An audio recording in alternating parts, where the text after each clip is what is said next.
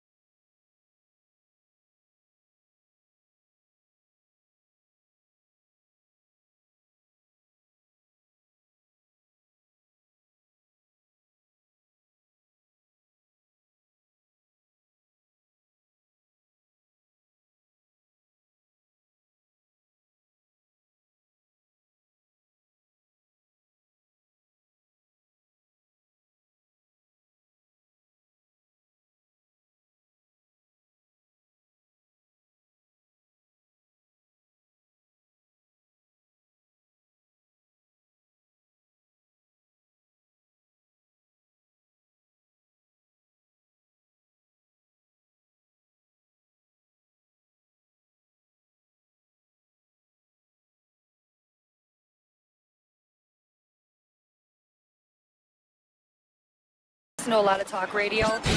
95.1 FM. Uncle, this hustle no dey finish. How person go still find peace of mind when he don't old? Chuka, also smart. You see that tree, eh? If you plant them today, it will give you shade tomorrow. If you wait till tomorrow, uncle, no shade, only wahala. So if I no plan now, tomorrow go hard? Exactly. Oak Pensions, now the seed we go secure your future. Ah, I get my tomorrow starts today with Oak Pensions. Oak Pensions, secure tomorrow. Start today.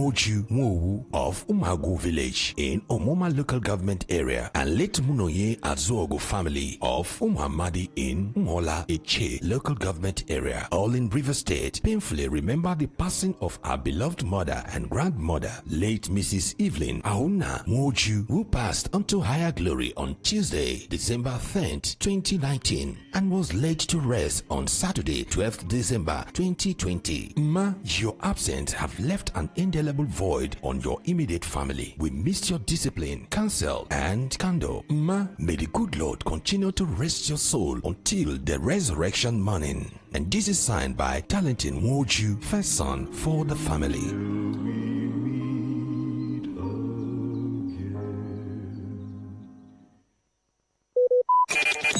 Talk radio. I listen to a lot of talk radio. 95.1 FM.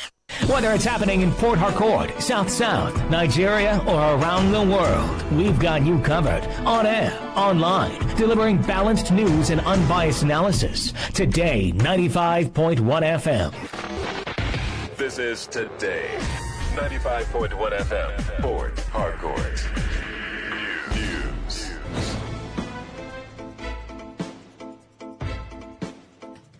Hello and good evening. This is the World News on your premium talk radio, Today 95.1 FM, Port Harcourt. I am Faustina Oputu. And the headlines.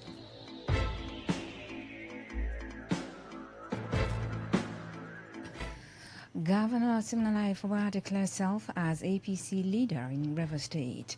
ADC accuses governors joining APC of lacking character. Bolurumigbo CDC raises alarm over deplorable state of Obiwali Ekanka Road. On the foreign scene, Israeli airstrikes hit southern Lebanon amid ceasefire violations. Details in a moment. And now the details of the news. River State Governor Siminalayi Fubara has declared that he is the leader of the All Progressives Congress APC in the state.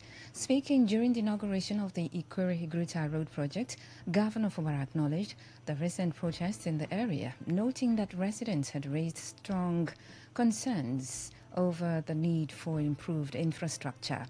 He said the construction of the road was a direct response to those demands.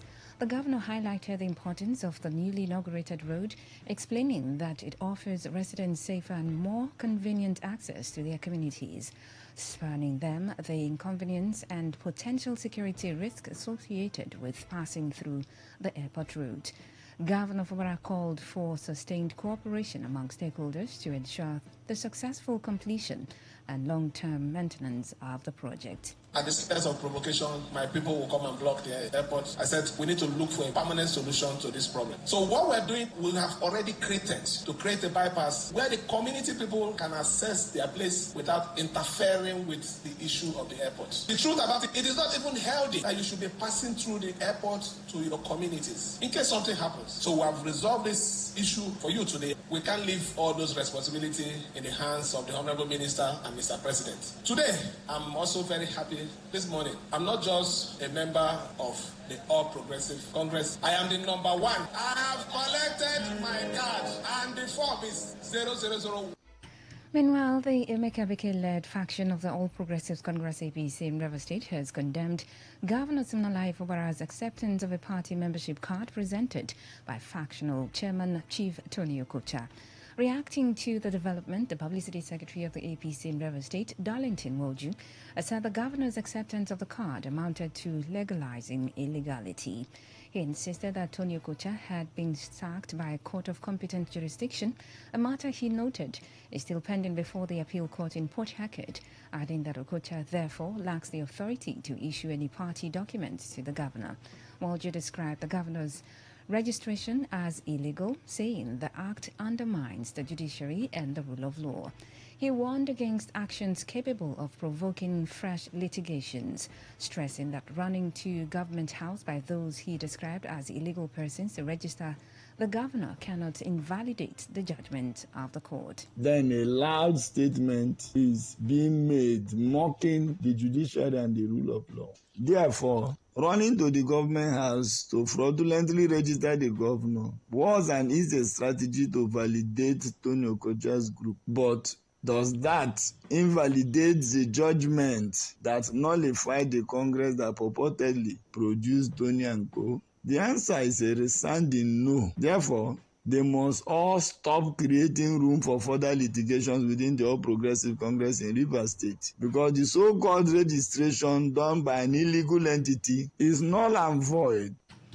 The African Democratic Congress ADC has accused governors joining the All Progressives Congress APC of lacking character, claiming their defections are driven by personal convenience rather than political conviction. Speaking during the television program, ADC National Publicity Secretary Bolaji Abdullahi said it takes conviction, character and courage for anyone, even a sitting governor, to join the opposition party. Abdullahi's remarks come amid a spate of high-profile defections over the past year, reshaping Nigeria's political landscape. The ADC official described the APC as the greatest threat to Nigerian democracy, accusing the party of undermining opposition, manipulating structures, and creating a false sense of inevitability around the 2027 elections. Abdullahi said the APC's tactics risk limiting democratic choice and echoed historical parallels with the PDP's dominance in 2007. The All Progressives Congress APC has attributed recent defections from opposition parties to internal mismanagement within those parties rather than any action by the ruling party. Speaking during a television program, APC National Publicity Secretary Felix Moka said challenges facing parties like the People's Democratic Party PDP and the African Democratic Congress ADC were self-inflicted. He explained that political parties serve as platforms for members to contest elections, and when these platforms fail to function effectively, members naturally look elsewhere. Moka emphasized that the APC remains committed to democratic norms and keeps its doors open to all Nigerians. He also criticized opposition spokespeople for focusing excessively on the APC rather than promoting the development of their own parties. His comments come amid a wave of high-profile defections over the past year, including Delta State Governor Sheriff Oberoi, Akwa Ibom's Omweno, Enugu's Pitamba, Bayelsa's Doye Diri, and Rivers Siminalai Fobara, who have all joined the APC. Moving on, the Community Development Committee chairman of Nkpolu Rumigbo in Obiakpo Local Government Area of River State, Chinedu Dadi Echene, has raised concerns over the deplorable condition of the Obiwali Ekanka Road, describing it as a death trap. Speaking in an interview with Today FM's Sandra Kenneth, Dadi Echene said the road has remained abandoned for years, heightening fears among residents and motorists. He recounted several accidents recorded on the route, especially during the rainy season. That road have killed so many people, including pregnant women. They have miscarriages passing that road. That road is so bad. I would advise any pregnant woman who is pregnant not to pass that road because we have miscarriage. That road is very bad. So that's the condition of the road. It is something that if you want to commit suicide, you don't just need to go and kill yourself when you're pregnant. Just pass that road and you just die. From Polu Junction straight to the Ekanka. If they can even patch that place for us, we will manage it. If they cannot award it, that place is hell on earth. That place has been like that for over 3 years or more. Dadi Echene further appealed to the River State Governor Siminalai Fobara, the State Ministry of Works, and the Obiakpo Local Government Chairman, Gift Wolu, to urgently intervene. According to him, only immediate repairs or full rehabilitation can provide a lasting and systematic solution. I am calling on the executive governor of this state, Siminalai Fobara, to come to our aid. That road is something else. I'm calling on the local government chairman, Gift Wolu, to please come to our aid. Please come, even if it is to repair the road for us. Even if he's not awarding it, just make it more terrible for us. You can't pass there now. Pregnant women, some 1 month or 2 months ago, had miscarriage there. A pregnant of 4 months, she had miscarriage because of the gallop. On her part, a resident identified simply as Beauty also lamented the economic and safety impact of the road's condition, recalling a recent incident in which a woman lost her life due to the bad sections. She urged the state government to either award the project or carry out repairs, including fixing the drainages. The past rainy season, it was like a hell. A lot of persons suffered moving on that road. It wasn't easy for the drivers, the passerbys, not even to people who has 1 or 2 businesses around. So they finding their way out, and customer coming in wasn't easy. Apart from the flooding area, the road is not smooth, so you can't easily move on it. It's a very terrible road. We'll just pray for the government to come and do something. You're listening to the World News on Today 95.1 FM, Voice of the People. After the break, more news, foreign and sports stories. Do stay tuned. Every day, every hour, when the big stories break, depend on our 24-hour news team to bring you the latest. Today 95.1 FM.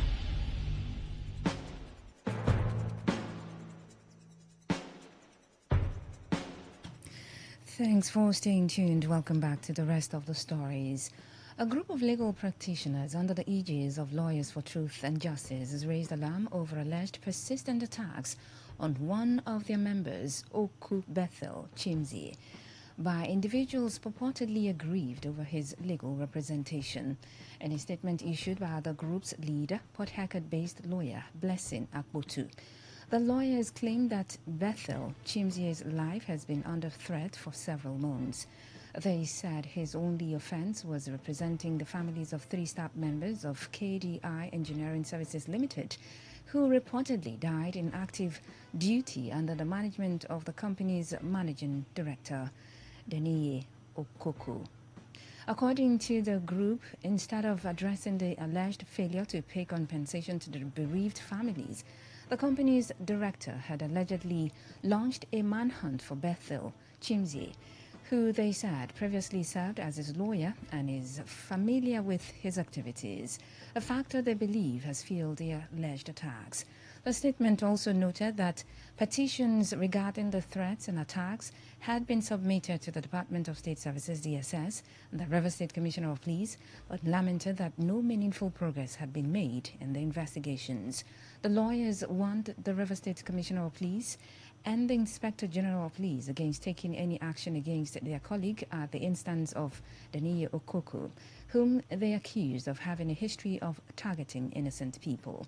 They further referenced the River State High Court order mandating the arrest of Daniye Okoko, directing police authorities to produce him in court on January 27, 2026, over a related case involving alleged false accusation and the prosecution of one Opuda Isokariare.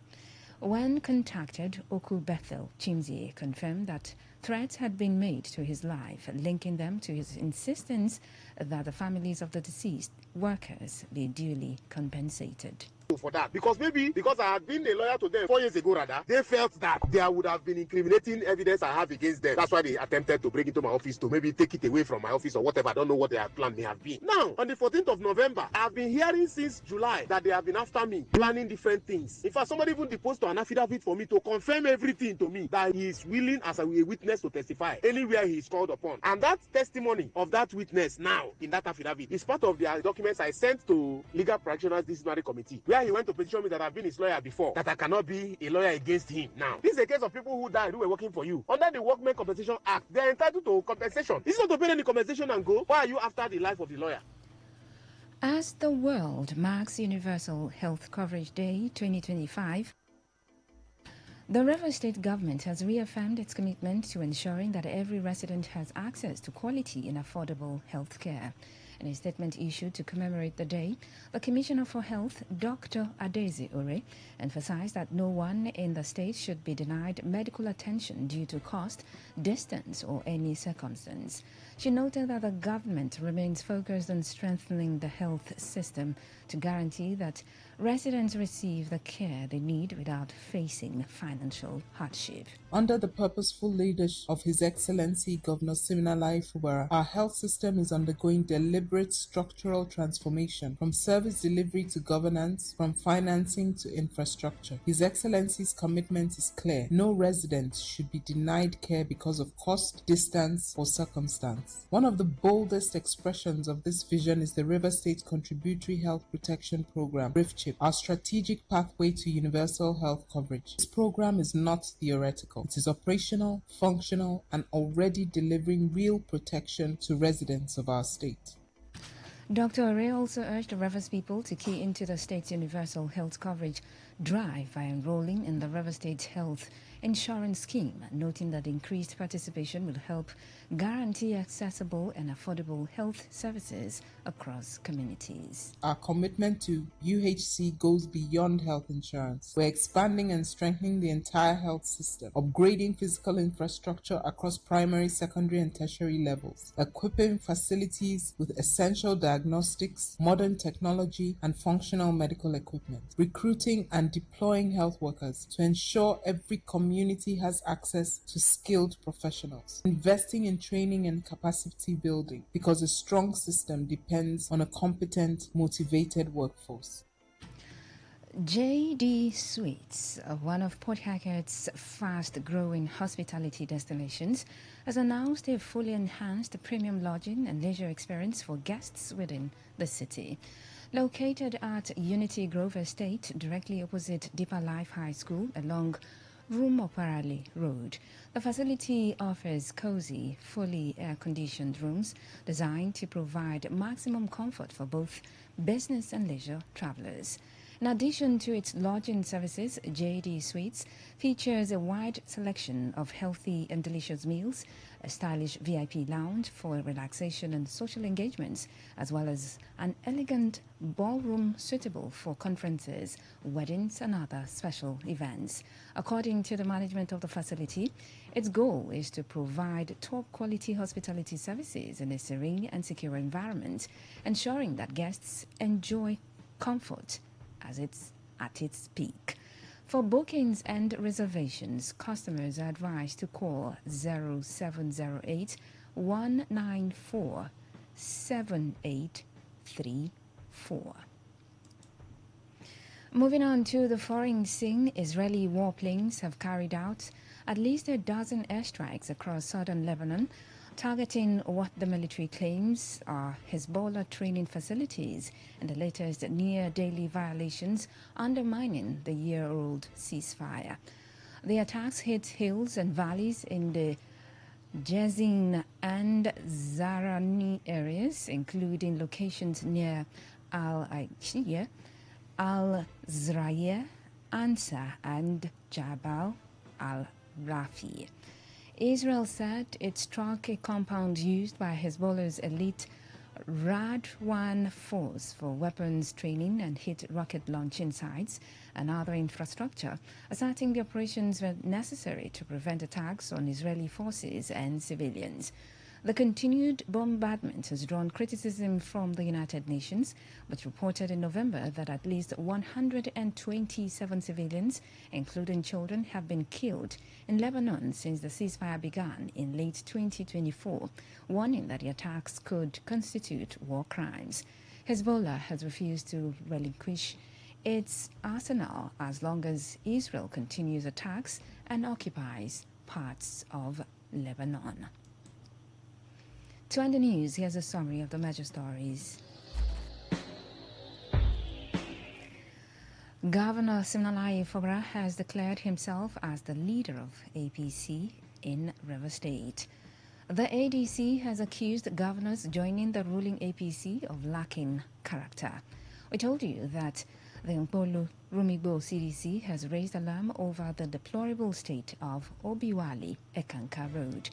On the foreign scene, you also heard that Israeli airstrikes have hit southern Lebanon amid ceasefire violations. And that's the news, as edited by Stella Sasongo Okore. For comments and inquiries, please call 0818-389-2850 or send your emails to news@todayfmlive.com. You can read our stories on www.todayfmlive.com. Follow us on Facebook at Today95.1fm, on Instagram and X at TodayFM951.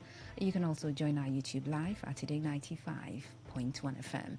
I am Faustina Oputu. Good evening and thank you for listening. Today's news, today's entertainment, today's sports, today's issues. Today on Today 95.1 FM, Port Harcourt. What's a successful business without sales? And what is sales without an audience? Well, do you know that you can reach 8 million listeners across 6 states in 2 geopolitical zones all at once? How? With Today 90 that you can reach 8 million listeners across 6 states in 2 geopolitical zones all at once. How? With Today 95.1 FM, you can get millions of people to know about your business. And what does that mean to you? More sales. Call 081-389-2850 now for more information.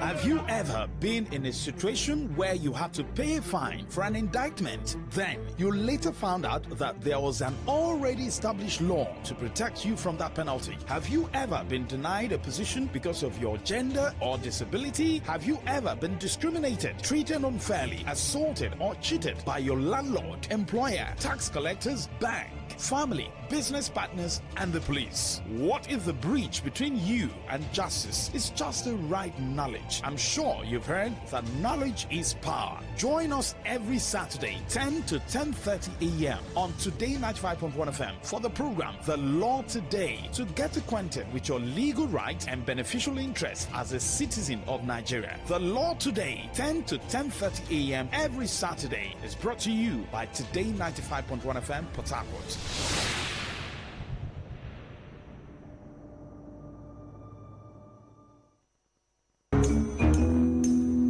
A person who knows how to read and does not read is no different from a person who does not know how to read at all. Books are the mirrors of the soul, a powerful tool for change, a means to an end. That end is a peaceful society which grooms enlightened and empowered individuals. So, make literature your utopia. This same issue that we see in this book is still prevalent in our society today. Like up to today, some parents, some people will still say you can't marry from this tribe. You shouldn't marry from this tribe. God forbid, I can't marry. Yeah. Join us in book review every Saturday at 7:30 p.m. Let's help you find your utopia.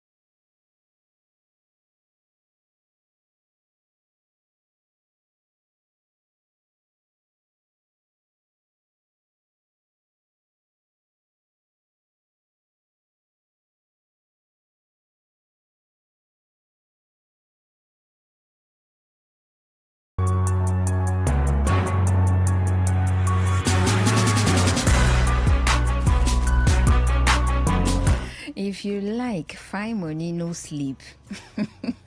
Yes, if you like, chase money, no sleep. No sleep, oh, don't sleep at all. Don't sleep. Just imagine that every day, every night you're looking for money because, well, you think that Dangote is still looking for money. Of course, he is still looking for money and everyone is still looking for money. But then again, you have to rest. You have to sleep for the sake of your health. All right. I mean, there's a reason you're looking for that money, right? For some of you, so you can live that la vida loca kind of life, so you can live lavishly.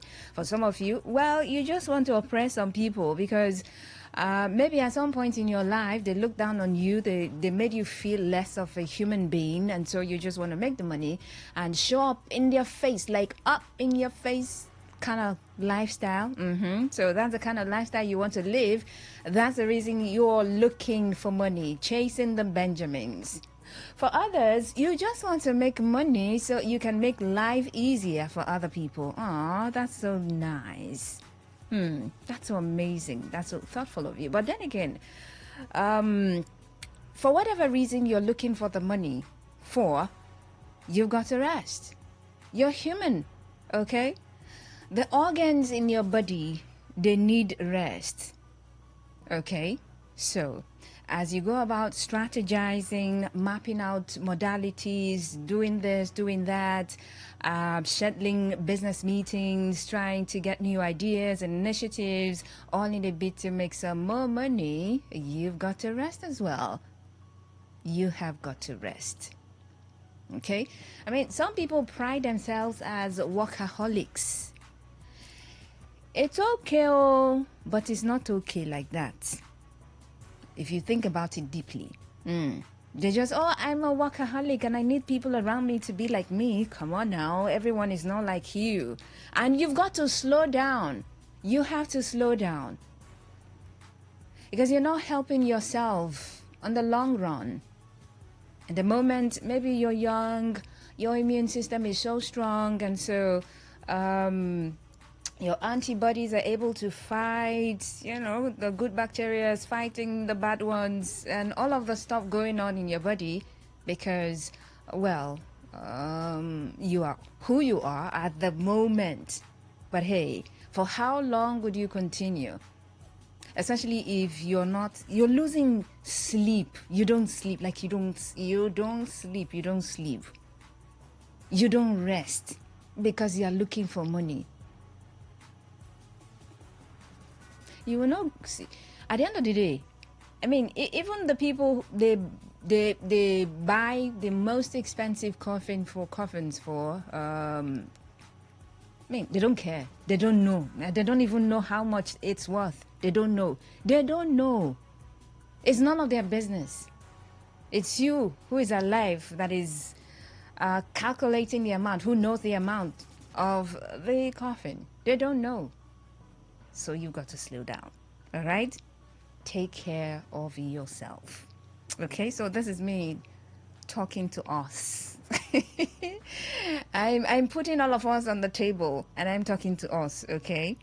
We need to calm down, slow down, so we can live long enough to enjoy the money that we make, okay? Thank you so much. Welcome to my little pep talk there. That said, welcome to What's on Your Mind on Today 95.1 FM, Voice of the People. It's a Friday evening. Friday for some people who want to just go out and enjoy the best of Fridays. I mean, they know how to enjoy their Fridays. And so when they scream, thank God it's Friday, they mean something. It's not that they don't say it for the sake of saying. No. They mean, thank God it's Friday, so they can do this and that. For some people, they just say, thank God it's Friday, because others are saying it, or because, well, it's a Friday and they won't get to work Saturday and Sunday. But that one no concern me, sha. And concern some people too, But whichever category you fall within, whether you're screaming thank God it's Friday because you have plans to go faji, enjoy yourself, or you're screaming thank God it's Friday because others are screaming it. It's okay. It's Friday, and it's the 12th day of December 2025. So we're counting down now, right? We are. Christmas is around the corner, but don't pressure yourself, okay? Take it easy, slow down, go at your pace, spend according to your pocket or your bank account, okay? Travel where you can travel to, if you can travel, if it's convenient for you to travel, okay? Just calm down, slow down. That's all I'm trying to say. Slow down, calm down. You need to calm down. Taylor Swift, you need to calm down. All right, my name is Faustina Putu, and thank you so much for sticking to the dial. Today 95.1 FM, Voice of the People. How are you doing? I hope you're doing okay. If you're doing okay, congratulations to you. If you're not, a big hug. Just hang in there, okay? Take it one step at a time. Now, the first step, just breathe. Yes. Do that first. One step at a time. Take it like that. Okay, so it's time for me to hear you. Tell me what is on your mind. What is that conversation that you've been having today, for the greater part or the better part of today? Like you gathered in your compound, your office, or wherever that you gathered. I mean, what is that one thing that you've been talking about? And for everywhere that you go to, you just want to raise that particular conversation. What is that? Or maybe you're just home and you've been thinking about it all day long. Or maybe for the better part of the day. What is that dominant thought in your head? What has it been? Share with me, okay? What's on your mind? So you can call me, you can send me a message, and let me know what is on your mind. Have politicians been staining your white? Okay, so I got into a long conversation with a friend in Bayelsa State, and he was like, Faustina, how are you people coping in that River State with all the drama there? I know you don't like drama like that, but how are you coping? You don't have a choice, but be aware of the drama and follow the drama. So how are you coping? I'm like, see that drama like there? I don't know, but I've just got to follow the drama, monitor the drama, look at the different angles to the drama, and talk about the drama. It's a lot. It's like, that's a lot, though. I say, yes, that's a lot. So we're all in the drama together. Just once in a while, just, do something. Once in a while, just do something, so we can take a breather, take a break from the drama and all of those, by talking about other stuff, happening in other places and all. But River State, what a lovely state. It's so lovely. And the drama, some stories I hear, I would laugh first. I just laugh first. I'm not surprised. I'm not surprised. This past few days, I haven't been surprised about events in River State. Like, surprise. Nah, I haven't been. All right, so what's on your mind? Let me know what is on your mind. You can call me, you can send me a message, all right? You can dial 0810-9510-951. 0810-9510-951. That's the number to call. Otherwise, you can send me a message via the number 0701-933-9962. 0701-933-9962. Hi, good evening. Good evening, my own sister Faustina. Is this Brother Kingsley? Thank you. God From bless you. Ogbogoro, right? Ogbogoro, thank you. Hey, you're welcome. Yes, so compliment of the season. Compliment of the season. My sister, what's on my mind is Christian Gige and EFCC and court reminding Christian Gige to Kuje Correctional Center. Well, I laugh.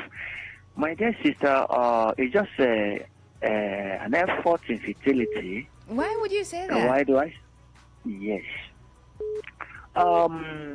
We have so many of these cases. EFCC are running so many other persons. But at the end, what comes out of it is a question that we should be asking. We have so many of these things, so many of these cases. At the end, nothing comes out of it. We only just hear it on social media, on radio like this. At the end, the case will just die, just like that. And sometimes what baffles me most is, you see, if somebody is being accused of allegedly stolen, let's say, 4 billion naira, you see courts at the end will just grant the person maybe like a fine of 200 or 300 million or 500 million naira. Someone that stole 4 billion naira, my dear sister. And the case will just die naturally like that. And what I don't understand what message you are trying to pass here. Are you now encouraging it, or you're trying to kill it? That none of all these people that has been accused that EFCC or either the court was able to prosecute you might want to do a little bit of research there. Pardon? I said you might want to do a little bit of research there so you can find My out dear some sister, of the convictions. we have so many of these cases.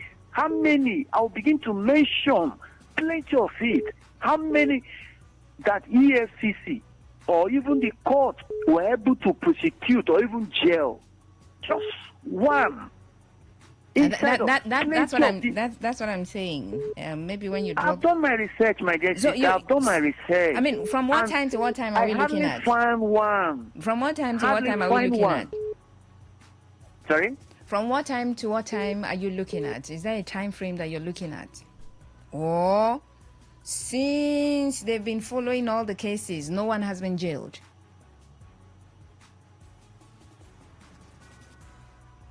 Are you there? Oh, okay.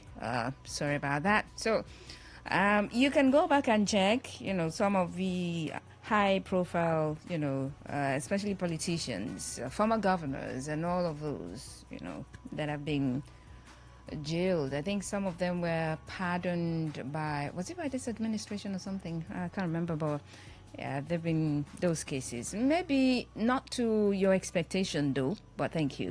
Hello? Hello. Okay. Hello, good evening. Yeah, good evening. You're welcome. Yeah. For me, what is in my mind now is concerning today from this one line you people are using for how long now? Very difficult. Even when person want to contribute, you leave your time, your busy schedule. With your airtime, you will be struggle to call Today FM. I don't know for how many months now. Why would it be difficult for you guys? Other stations have up to four lines. I don't know why it is rocket science for you guys to have second line functioning. That's number one. Number two, before I drop, the departure of the Bayelsa State Governor. It pains me. Deputy. I remember why my father said politics is a dirty game. Deputy governor. Hello? Deputy. Yes, that I should never have anything to do with politics, that Nigerian politicians will not make heaven. Because how a deputy governor just he did not join APC, all of a sudden he in debt, just like that. No, it's questionable. It's unfortunate we play this kind of dirty politics in this part of the world. not how we function in a civilized nation. It's quite unfortunate. Kimbillion. Okay, Kimbillion. Well, apologies for the difficulty that you face, but be rest assured that we're doing something. Apologize, okay? Well, I hope you got the story about him, suffering a heart attack. But you know what it is. People have been reading meanings. Oh, why now? And all of those. But then there's also the part where if you're not careful, especially if you have certain health conditions, if you're not careful, things happen. It's unfortunate. It is really, really unfortunate. 0810-9510-951. That's the number to dial. Good evening. Welcome. Yes, Fatima. Yes, please. Good evening. Good evening. Peter from Oyibo. Okay. Go on. What's on your mind? Yes. Regarding what the last quarter said, it's very correct too. Okay, that apart. The title of the deputy governor of Bayelsa State, as the state government, as the government of Bayelsa State, have they made any statement, official statement, regarding the departure of the deputy governor? Have they made any official statement? They have, and then they've declared 3 days of mourning. 3 days of mourning. But why should it take them so long? Why should it take them so long? A deputy governor, for that matter. And I want to find out, as the government, have they instituted an inquiry as to know the cause of death of the deputy governor? Of course, when someone dies, they would carry out investigations. That is what I am asking. I mean, well, I don't know if you're expecting them to come tell you that we would, of course, that's what they would say. Yes, like in a circumstance of that nature, a man slumped down in his office. He called for questions, very big questions. Medically speaking, they will do that. The state government, the first thing they're supposed to do is to launch an investigation to know the cause of death. Even though the man was suffering from was having a health issues. If one is having a health issue, it's not a guarantee that that person should die. No, there are so many thousands of Nigerians who are suffering from kidney-related, heart-related. They are still living. Even those who cannot even and then there are those who suffered certain health conditions that couldn't make it. So it's a two-way thing. Yes, we know that the deputy governor is having a health issues. But the manner in which he slumped down in the office, as the state government, have they launched an inquiry as to know the cause of death? Up till now, will it take the state government of Bayelsa State the whole year, till the end of December, to do that? If the man refused to join APC, this APC kill Nigerians because Tinubu want to become a second time president of Nigeria. I don't know. I mean, in one breath, you're talking about, carrying out some medical investigation, and then you're saying APC killing Nigerians. I don't understand. Yes. Let me say that on air. Okay, no, you cannot. Thank you very much. Thank you very much. Before you get there, I mean, you've talked about what's on your mind, that, you think that the Bayelsa State government should just swiftly carry out some investigation or order an investigation. And usually when someone dies, they tell you that, this is the immediate cause of death, and then they talk about remote causes after carrying out certain investigations. And in some cases, autopsies as well. So you need to calm down, all right? Medical APC killing people, calm down. Hello? Yeah, Faustina, Mr. Zion, good evening to you. Good evening, Mr. Zion. Compliment of the season to you, Faustina. Compliment of the season to you too. What's on my mind is our telecoms and our Nigerian government that cannot protect its citizens. You know, when we talk about insecurity, most of us only look at bandits, kidnaps, and the rest. But we don't know that insecurity spread across all boards. Data security, phone security, personal security, national security, a lot. Faustina, fortnightly, I lost a huge sum of money because of our network provider, MTN. Up till date, as I'm talking to you, I've not recovered. Money where Mr. Zion for just saying give me now. You just lost. Wow. You know, go understand. Thank God you catch the light a little bit.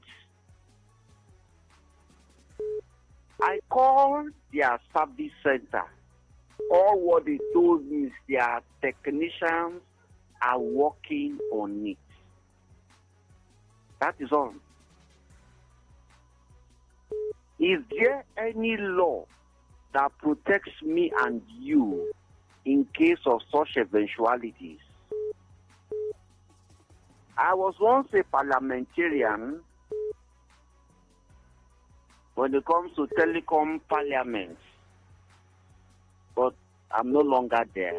Okay. Look at it now. A lot of Nigerians are paying dearly. Now, if you want to check your account balance by using the USSD, whether the network go, go, 6 naira don't go be that too.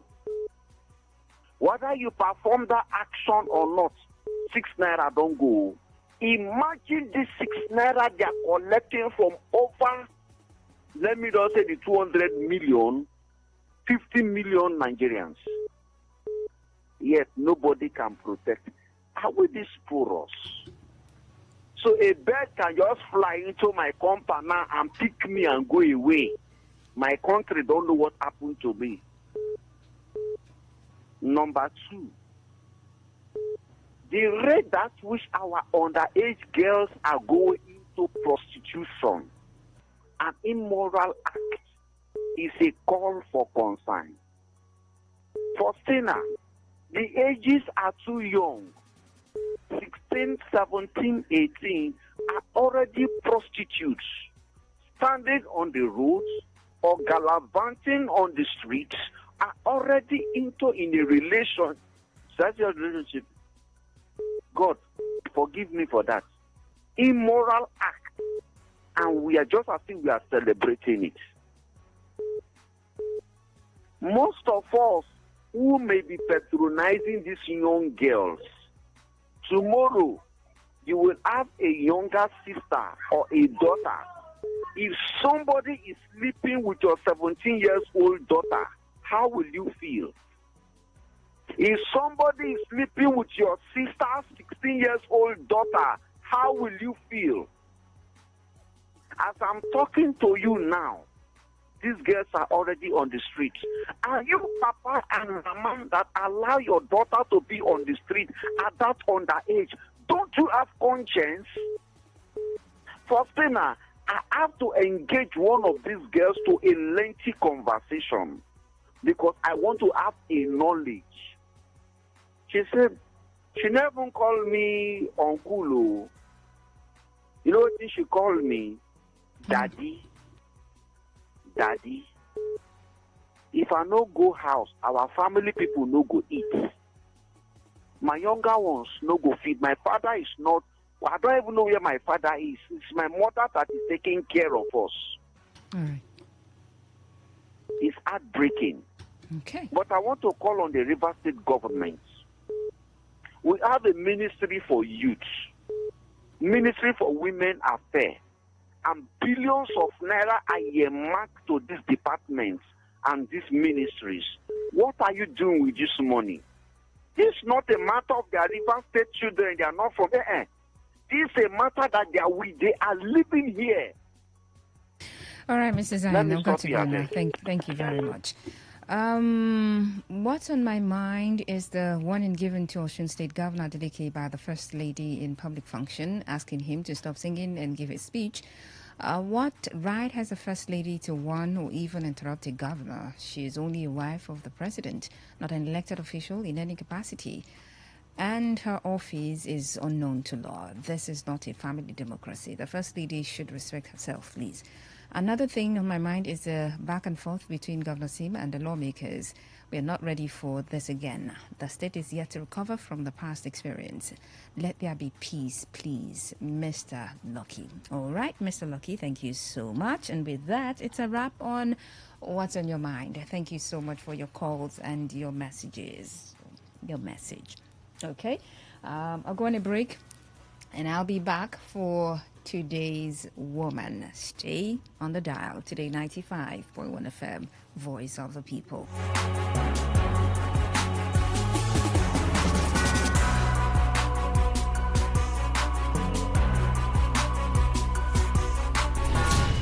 Stay informed, stay ahead. Tune in to Today 95.1 FM for the latest news and exciting sports updates. Your trusted source for everything you need to know. Today 95.1 FM, the voice of the people.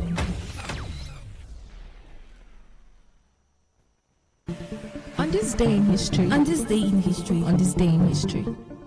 Today in history, 12th December.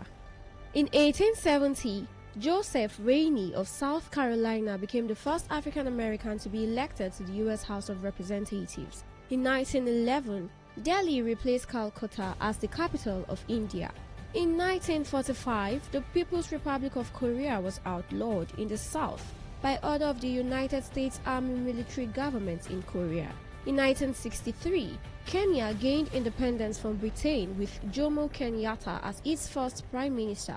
He later became the first president when Kenya transitioned to a republic on December 12, 1964.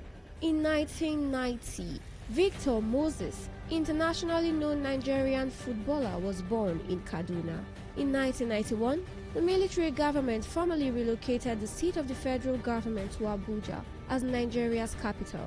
In 1999, a magnitude 7.3 earthquake hit the Philippines' main island of Luzon, killing 6 people, injuring 40, and causing power outages that affected the capital, Manila.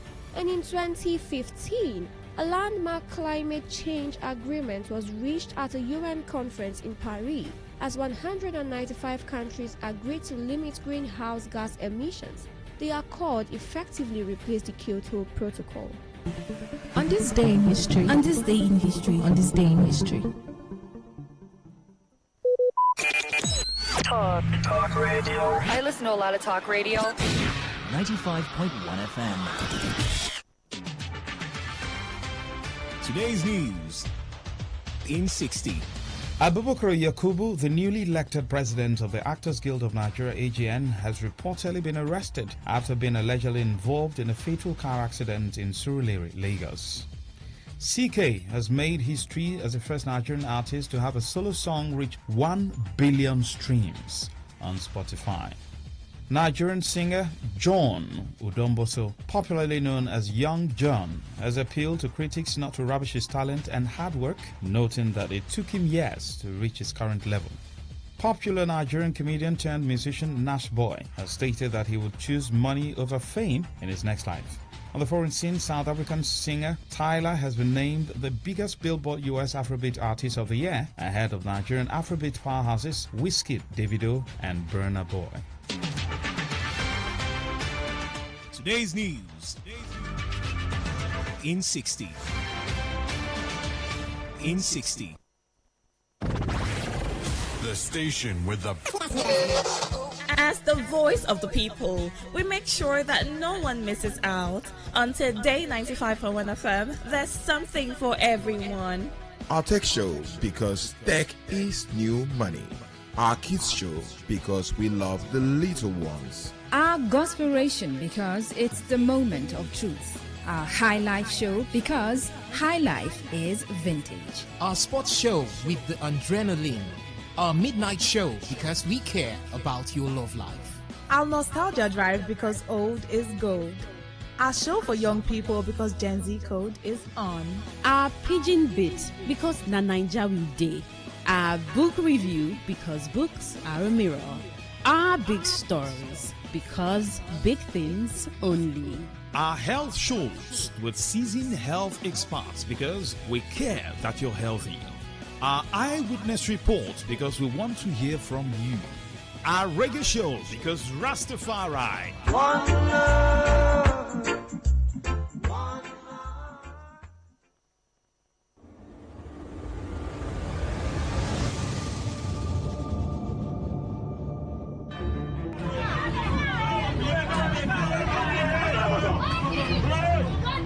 Have you ever been in a situation where you had to pay a fine for an indictment? Then you later found out that there was an already established law to protect you from that penalty. Have you ever been denied a position because of your gender or disability? Have you ever been discriminated, treated unfairly, assaulted or cheated by your landlord, employer, tax collectors, bank, family, business partners, and the police? What if the breach between you and justice is just the right knowledge? I'm sure you've heard that knowledge is power. Join us every Saturday, 10 to 10:30 a.m. on Today 95.1 FM for the program The Law Today, to get acquainted with your legal rights and beneficial interests as a citizen of Nigeria. The Law Today, 10 to 10:30 a.m. every Saturday, is brought to you by Today 95.1 FM, Port Harcourt.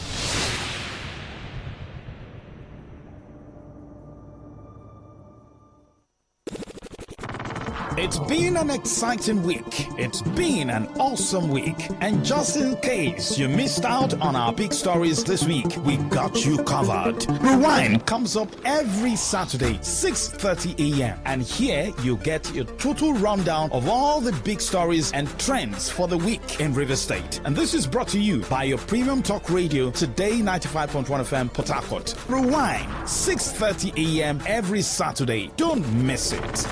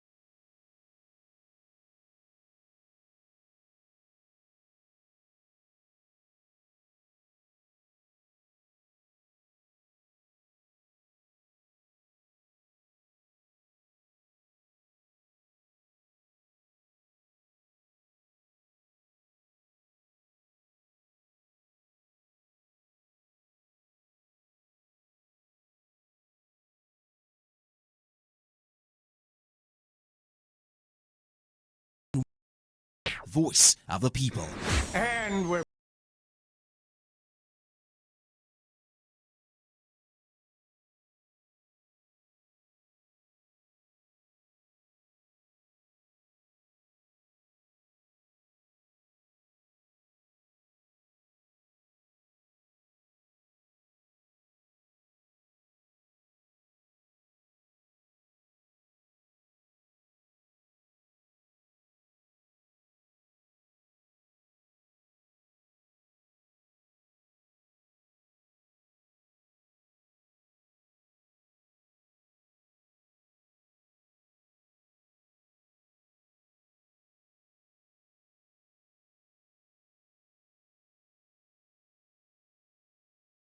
Ten minutes past 7 p.m. Welcome to Today's Woman on Today 95.1 FM, Voice of the People.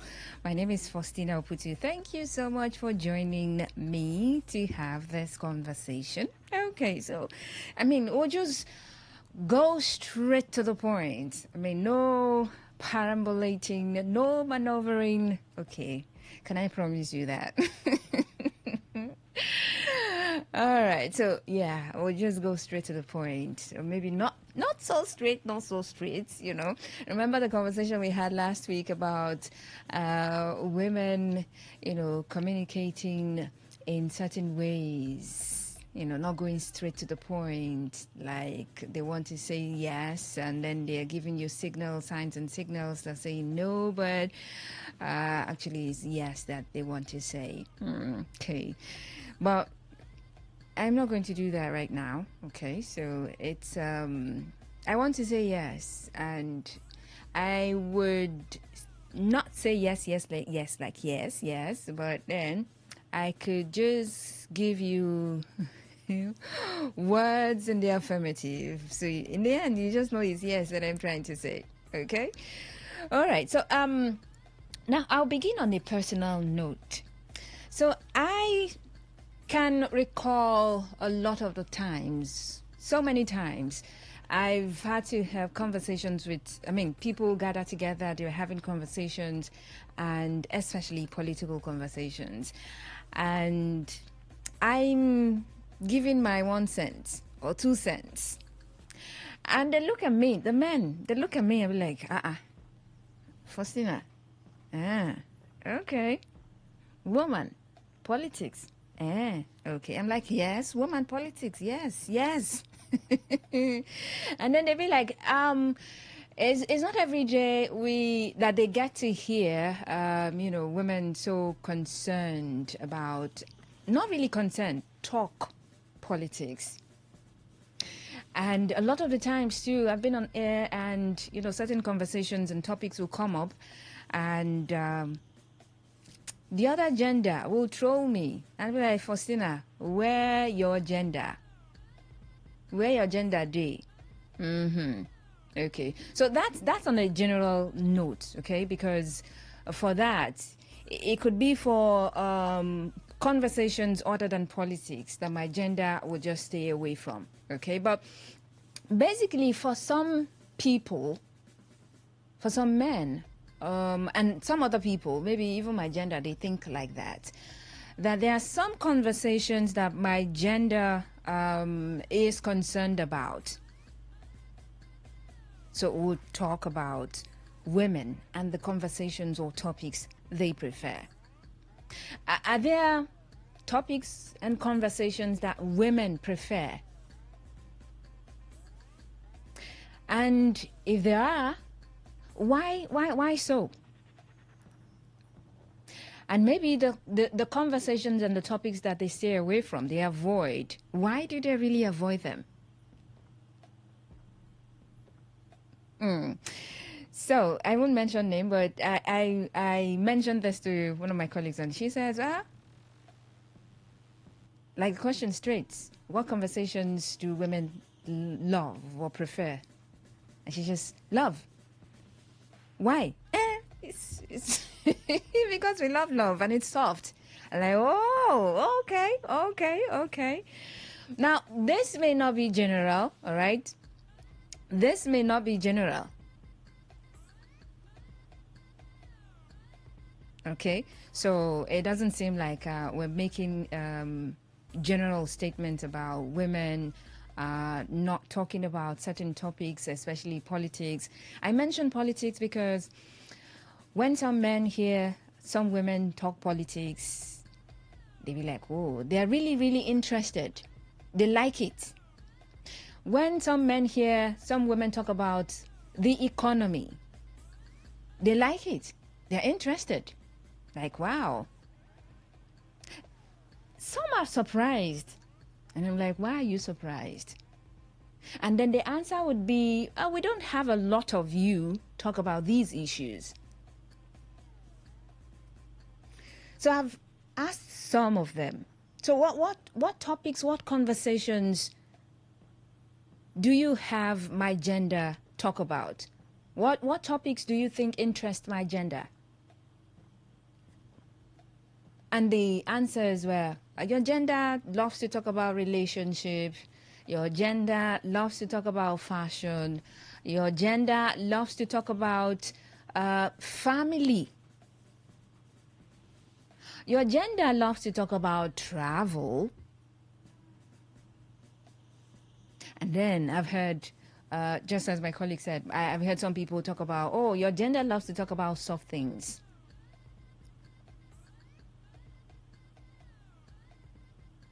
And then you begin to wonder if there are certain topics that piques the interest of my gender, of women. Why do they, go for those conversations? So you want to look at love. Now, that doesn't mean that men don't talk about love, but maybe not in the way that women they put their body, spirit, and soul into those conversations. Now, that doesn't mean that men don't love love, okay? And then they don't talk about love. We have men who talk about love a whole lot. Now, you just put love and, say, football side by side. I know some men who don't love football. Yeah, I do. But not many. Not many of them. So if you put love and football, so you probably have most men, go talk about football and maybe sports in general.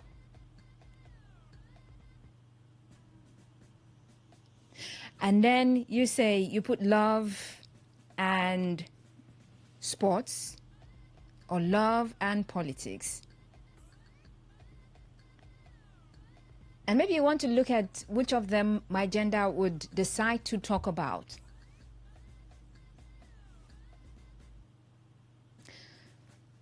Most likely you're going to say my gender is going to just leave football, and talk about love or talk about relationship.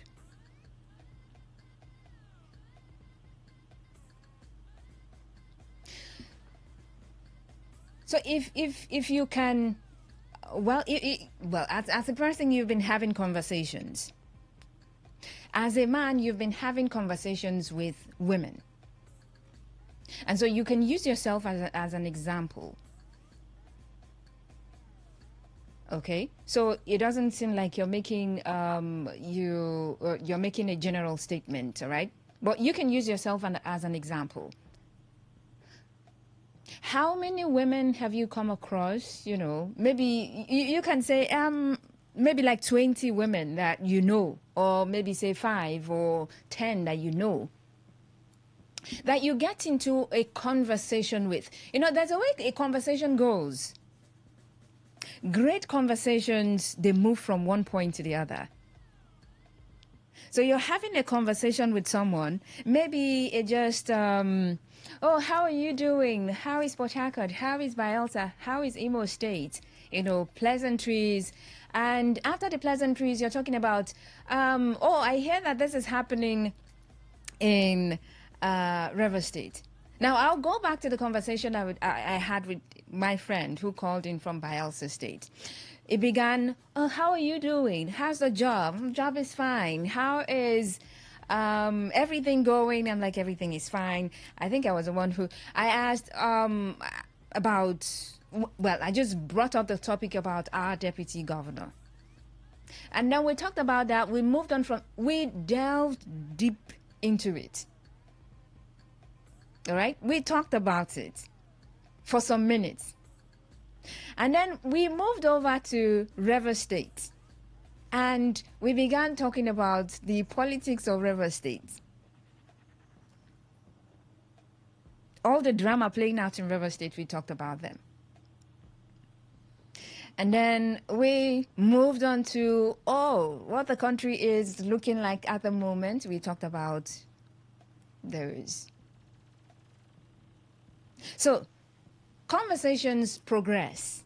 So you talk about this one, before you know it, you segue into another conversation. It's one time, okay? But different topics, different areas of life. Maybe not so many. In that one conversation, you could have different topics. Okay? Now, in the conversations that you've been having with the women around you, would you come to a place where you would say that, well, women are not interested, or women are not able to hold certain conversations? Would you say, well, when I brought up the conversation, the topic about politics, well, the conversation was shaky, it was brief, or, well, I beg. We'll move on to something else. What's it concern me about politics? Was it that way? And then you guys moved on to something else. Or that conversation was had. You talked about it. So you know. Now, this is on a personal basis.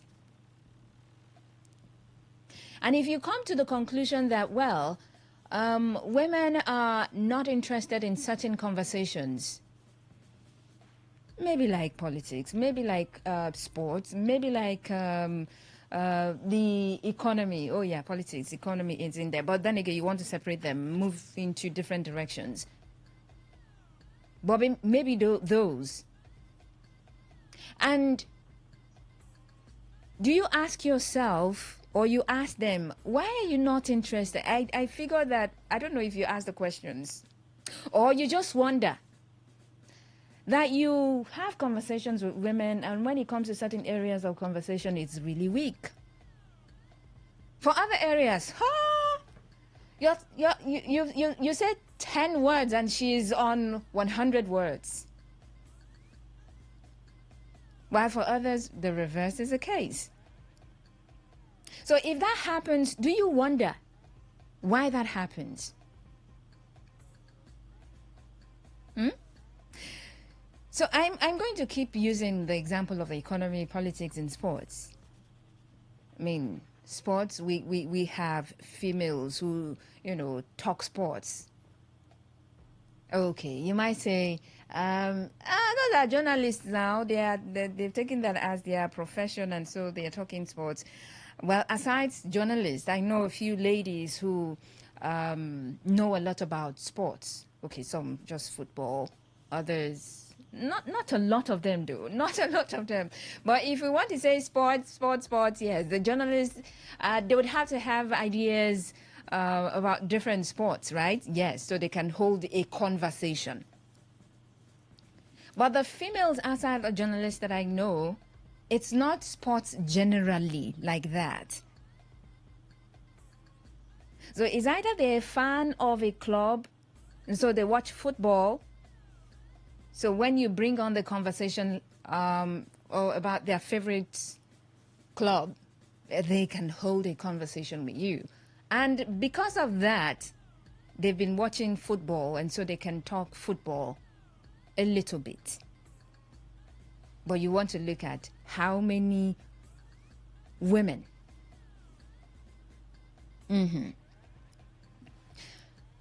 Now, coming down to the reason why they are interested in certain conversations.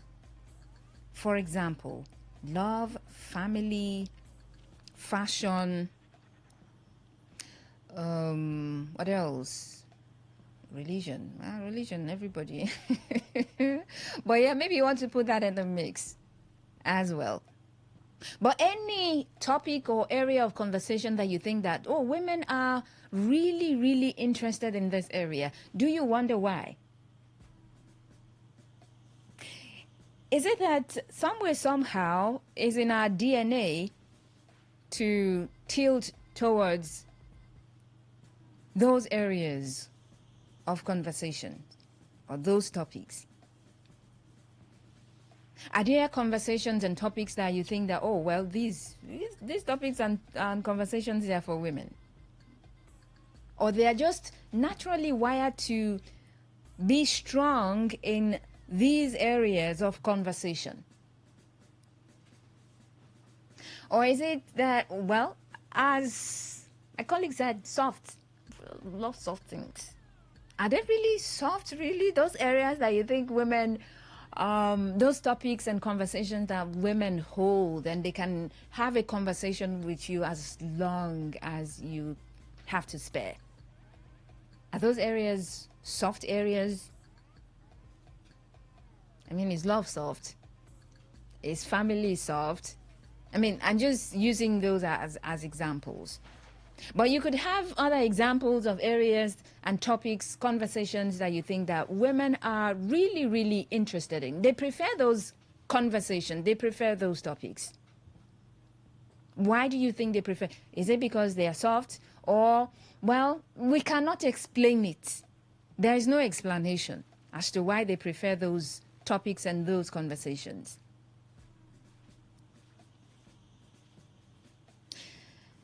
Going back to some of the conversations that some women, or most women, as some people will put it, don't like or don't. I mean, they just avoid. Politics has got to be here, be there. Yes, in the list there is politics, and so I've asked, why do you think that the women who avoid the political topics, political conversations, why do they avoid them? Well, a few answers I got are like, oh, well, I mean, these things are complicated. And truly, Nigerian politics, it's really complicated. And it's really demanding. Because you have to link one incident, one event to another. So you have to, I mean, you're having a conversation of something that happened today. And maybe historically, something similar happened in 19-something, even before I was born. You have to link it. Or in I mean, come on now. It's a little complex. That's why. And we don't want to worry our pretty brains about that. You know. And then maybe you want to look at sports. Why do you think that some women would avoid topics in sports?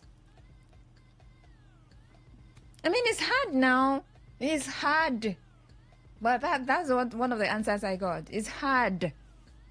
I mean, hard in the real sense of it. Figuratively and literally, it's hard. So look at football. You have people running. They get into the field and they're running from one side to the other, chasing themselves. That's hard work. It's hard. And you have people that you have to watch closely and you have to analyze it. It's hard. Okay, so move on to boxing or wrestling. That's hard too. It's hard. I mean, how can I be interested in people who are basically trying to kill themselves, boxing themselves? hitting themselves. Like you don't care if the person dies. You just want to win. That's hard. So how do you expect all women or most women to be interested in conversations relating to boxing, wrestling? Wrestling is even, wow. That's it. That's so, sometimes it's so gross. So it's hard. Handball, hockey, baseball, they're hard. Sprint, athletics. So you have someone run from one end to the other.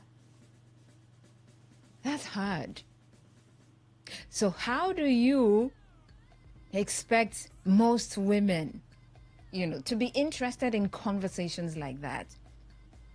So the reason some people have given that, the reason that some women, or maybe most, avoid topics like this is because they're really hard.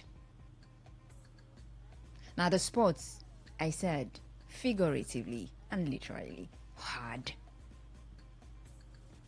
Now even you as a man, some men don't like them as well. I know someone who's, how can I sit and watch two people fight and try to kill themselves and I'm enjoying it? And it's the spectators, come on, go, come on, come on, cheering. Go on, finish him, do this, oh no, kick him here, no, give him this one, give it. Come on. So for sports, the reason of it being hard, that's why some women or most women would stay away from it. Well, I can understand. Even you can understand, Abby. Okay, if you love football, maybe you will not understand it for football. But how about the other wrestling, boxing, and the likes? Maybe you can understand that it's really hard. I should not, like Faustina. I should just be analyzing. No, he gave him uppercut. No, he gave him this one. He did this one. He put him. No, no. So instead of the boxing and wrestling, I'd rather talk love. It's so sweet. It's so soothing. I'd rather just talk love. That's me, okay? So the question or the answer about being hard, that's why some women will want to, stay away from conversations in sports. I can understand. But hard in other areas, the economy, politics, and politics, local, international. Okay, so can we say that's hard too? Figuratively, maybe.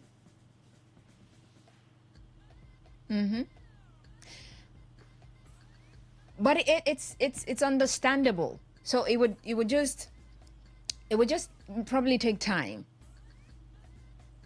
And that brings me to something someone said, that, the conversations and topics that some women stay away from because they're hard, if they took their time to study those areas, if they're patient enough to learn,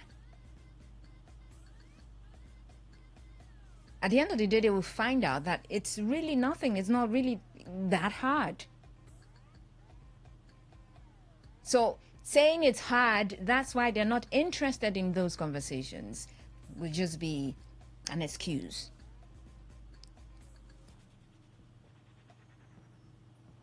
All right? So you want to compare some women who love conversations in those areas that most women stay away from. And you want to ask the question, how are they able to do it? Oh, well, maybe they have interest in those areas, and why would they be interested in those areas?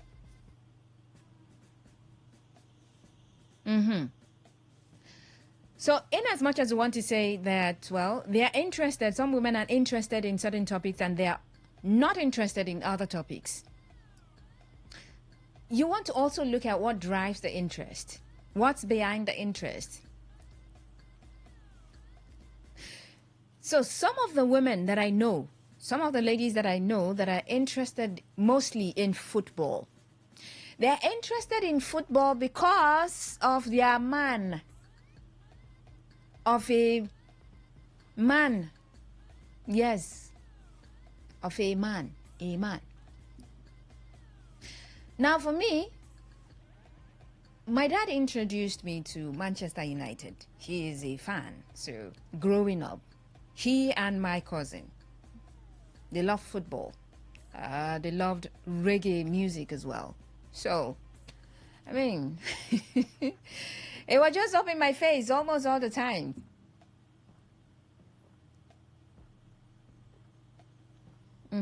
So I began, Manchester United, they are playing these people, they are doing this one is this one, that one is that one, and that one is that one. That drove my interest. And I know some ladies who support a particular football club, or I know some ladies who are interested in sports because of their husbands and boyfriends. Oh, my boyfriend, my husband is a fan of Chelsea. I don't get choice now. Oh yeah, let's support Chelsea together. That drives the interest.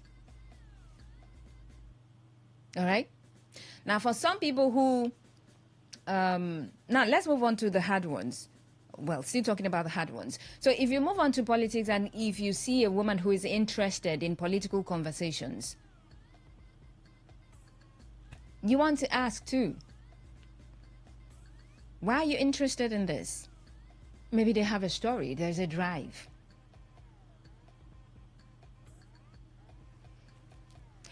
I don't know if I would be interested in political conversations if I wasn't a...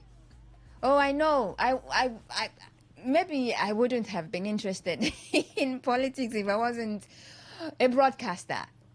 Ah, yes. I mean... no. I don't think so. But why? Why? So I feel like the kind of politics being played in Nigeria, I feel like it's simpler in other places. That's how I feel. It's simpler in other places. And it's more cumbersome here in Nigeria. So why would I want to be interested in something very, very cumbersome? Isn't that stress adding to the stress of life, like general kind of stress? So you add that to it, its life becomes more stressful. I mean, look at it. Some of you who are so interested in politics, so you can they wake you up from the middle of the night and then you're, oh yes, it was the chairman of NNPP or one thing in 1906 or something. You can have those conversations. And when certain things happen in politics, it bothers you. And you're analyzing with so much anger in you. Like, this wasn't supposed to happen. Some of you, I mean, your if you had to check your BP at that point, it wouldn't be normal. Like, okay, if it was 120 over one something over 80 or 60, it would go up with some figures. But that's how it is. So some topics, some areas, some conversations, well, we can say that they are stressful, they are hard. But does it mean that people should not be interested in them. Does it mean that they should be left for one gender? I mean, it's a lot of why. A lot of questions about the things, the talks, the topics, the conversations that women are interested in and not interested in as well. I mean, so if we say they are interested in certain topics, it would mean that some of them are not interested in some other topics. But then we're looking at conversations that women love to have, the conversations that interest them. And why do you think those conversations interest them? And how has it shaped them? I mean, you look at them and, okay, because you're interested in conversations around love, your life is very lovable. You look like love itself. How does it shape them? I mean, is it good enough that they're interested in certain topics and leaving out some other topics? Because whether we like it or not, we cannot all be interested at the same level with all topics, all conversations. Just the way I hear some men talk about, how can I sit and be discussing love now? How can I sit and be talking relationships now? I mean, I've heard them. Now, it's not like they hate it, but I don't know. Maybe you tell me if you are the kind, if you're the type who like, how can I sit and be discussing love and relationship as a man? I mean, how do you feel exactly? How do you feel exactly? And does it bother you that these women are interested in the things, the topics and the conversations that they are interested in? And how is that for society generally? How is it? All right, so you can join the conversation and let me hear from you, okay? Women and the topics and the conversations that they prefer, okay? With your conversations, your discussions about women, I'm sure you know some conversations that interest some women.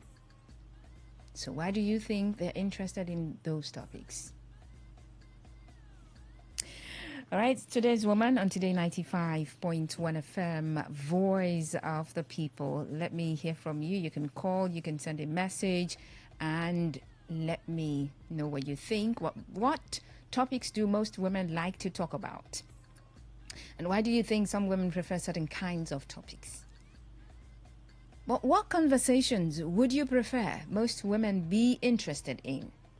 These are some of the questions that I've been needing answers to. Okay, thank you so much as I anticipate your answers to the questions that I have for you tonight. 0810-9510-951. 0810-9510-951. And then, of course, you can send a message to 0701-933-9962. 0701-933-9962. Drop a comment on Facebook at Today95.1 FM, on X at Today FM 951. Hi, good evening. Welcome. Hello, good evening. Mr. Goody.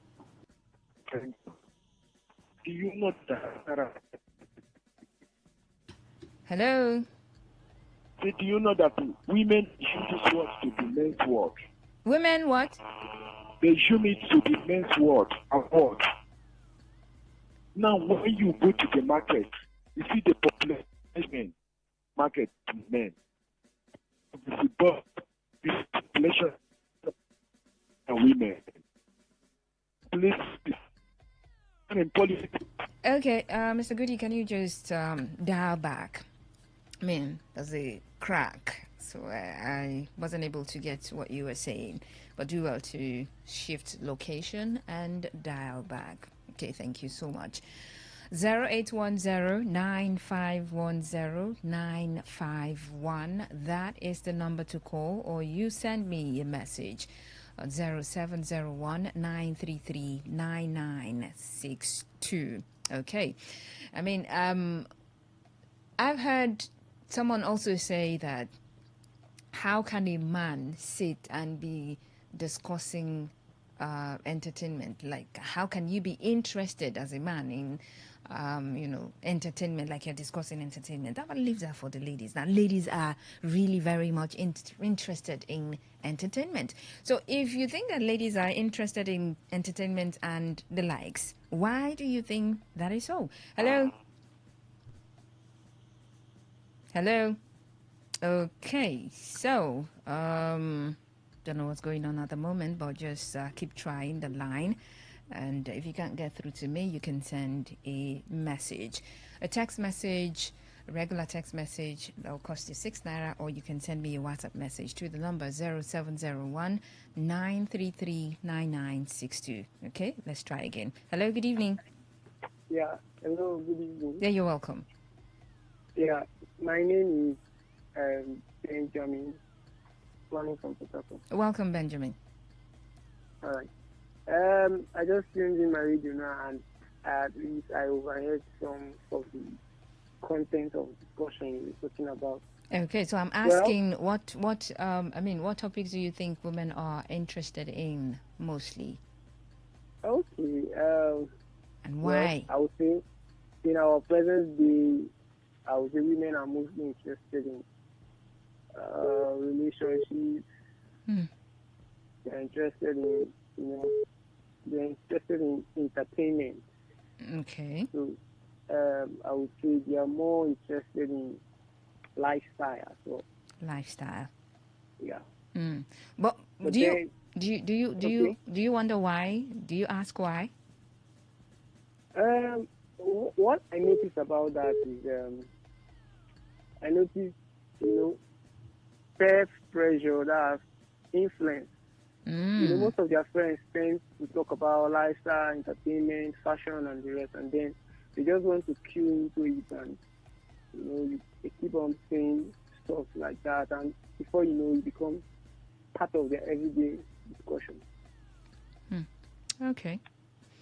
So they're not interested in lifestyle because they feel like it's soft. No. Okay. What I feel is they are mostly interested in lifestyle because they want to feel among. And most of them, not all, though, like they just want to join the moving trend. They want to feel carried. Okay. So politics is not part of the moving trend that they should join, Abby. Well, I actually know some women that talks about politics, but they are very few. Few of them. But to me, I would say it's normal if women kind of talk about sports, because sports is not just basically for men, but the way they are generalizing it is that it's just for men. So women can also talk about sports because women also participate in sports. So it's normal. Okay. Thank you very much. Yeah, thank you. Hello. Good evening. Welcome. Hello, good evening. I said, good welcome. Yeah, it's better now. All right. I think just for saying this work, women assume it to be men's work. Okay. Every down thing they relent. They don't forward their effort in a lot of things. Just as we are talking now, Colin. You see, they assume people who call in the radio down with that number, they see them to be a politician. Leave all these politicians. They don't even know the difference. You see, when you come to the business, you come to the market, you see everywhere women.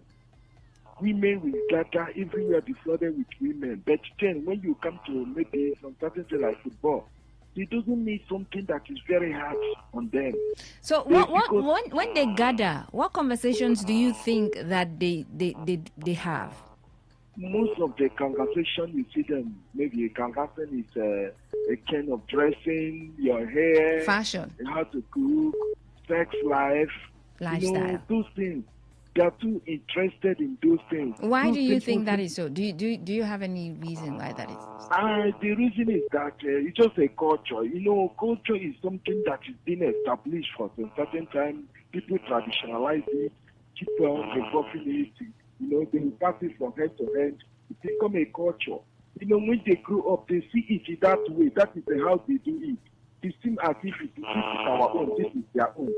No, they pick up that idea.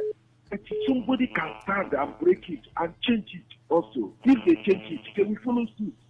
It's just a life pattern. You see them following. Just like you born a woman, you born a man, you say, come on, stop doing this. Don't you know that you're a woman?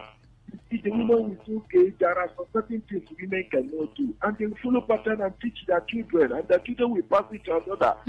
So the conversations that most women are interested in is as a result of how the society, in fact, it's propelled by the society. Yes, it is what they grew up to see, what they are able to see in this world. That is why. But because you see most people who are playing football, if I tell you what they pass through, then a woman now, how you go say, some people go say, make him go play. Mama go say, no play. Papa go say, play. Papa go say, no play. Mama go say, play. They be dragging. But if it's a man, simple, go and play. You are a footballer. But you see politics now. I want to be a politician. You want to go there, go to get and how this is where women they do. Don't go. My child can never be a politician. They'll be dragging. Just because she's a woman, they pass it from hand to hand. This is the men's world. This is what they used to do. But when you come to a business, you're supposed to go and carry granola to stay one place, do this and do that.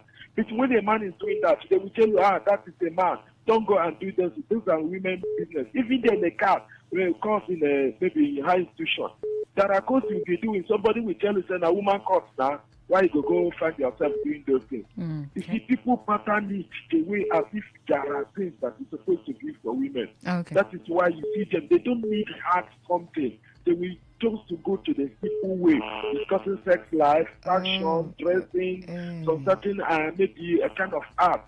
You see them, the most so simple one that will not give them headache. They see men as anything that is very difficult is for men. Break firewood is men. Go and do this is for men.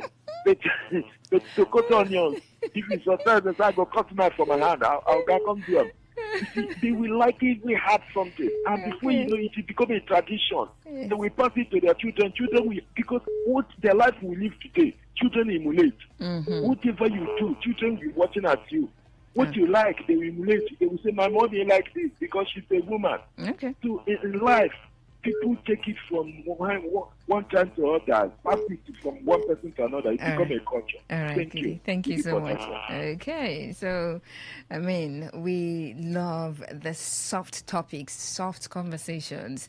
I mean, those conversations, are they really soft? And lifestyle, is it soft?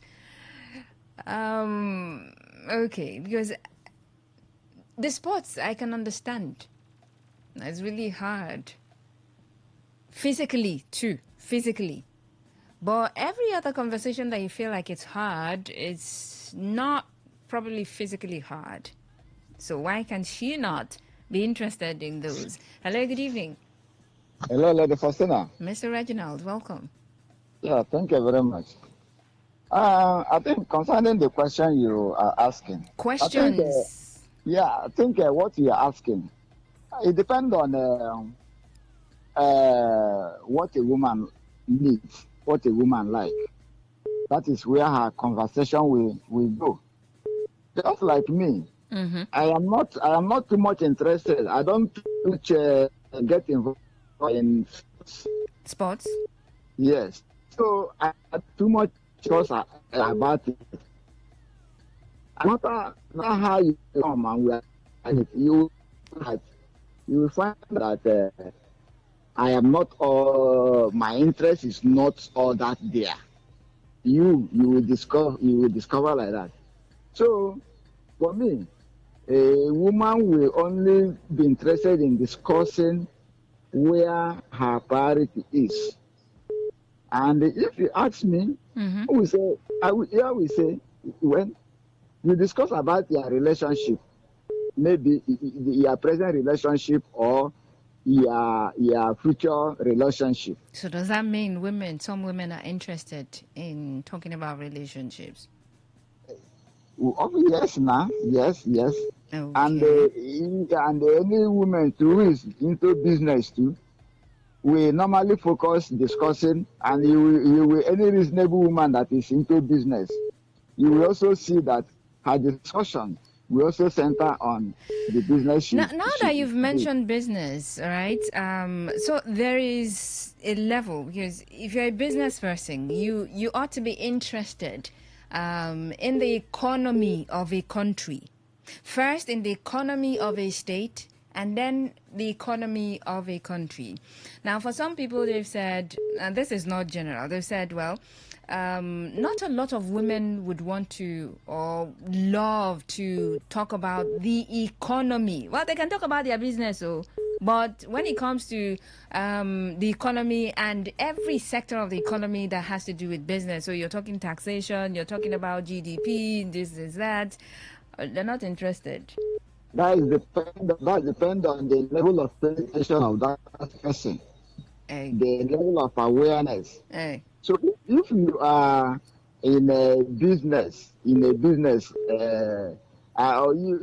have to talk about the economy, because business has to do with economy. So, but it depends on the level of such individual. You understand? So, unlike if Mr.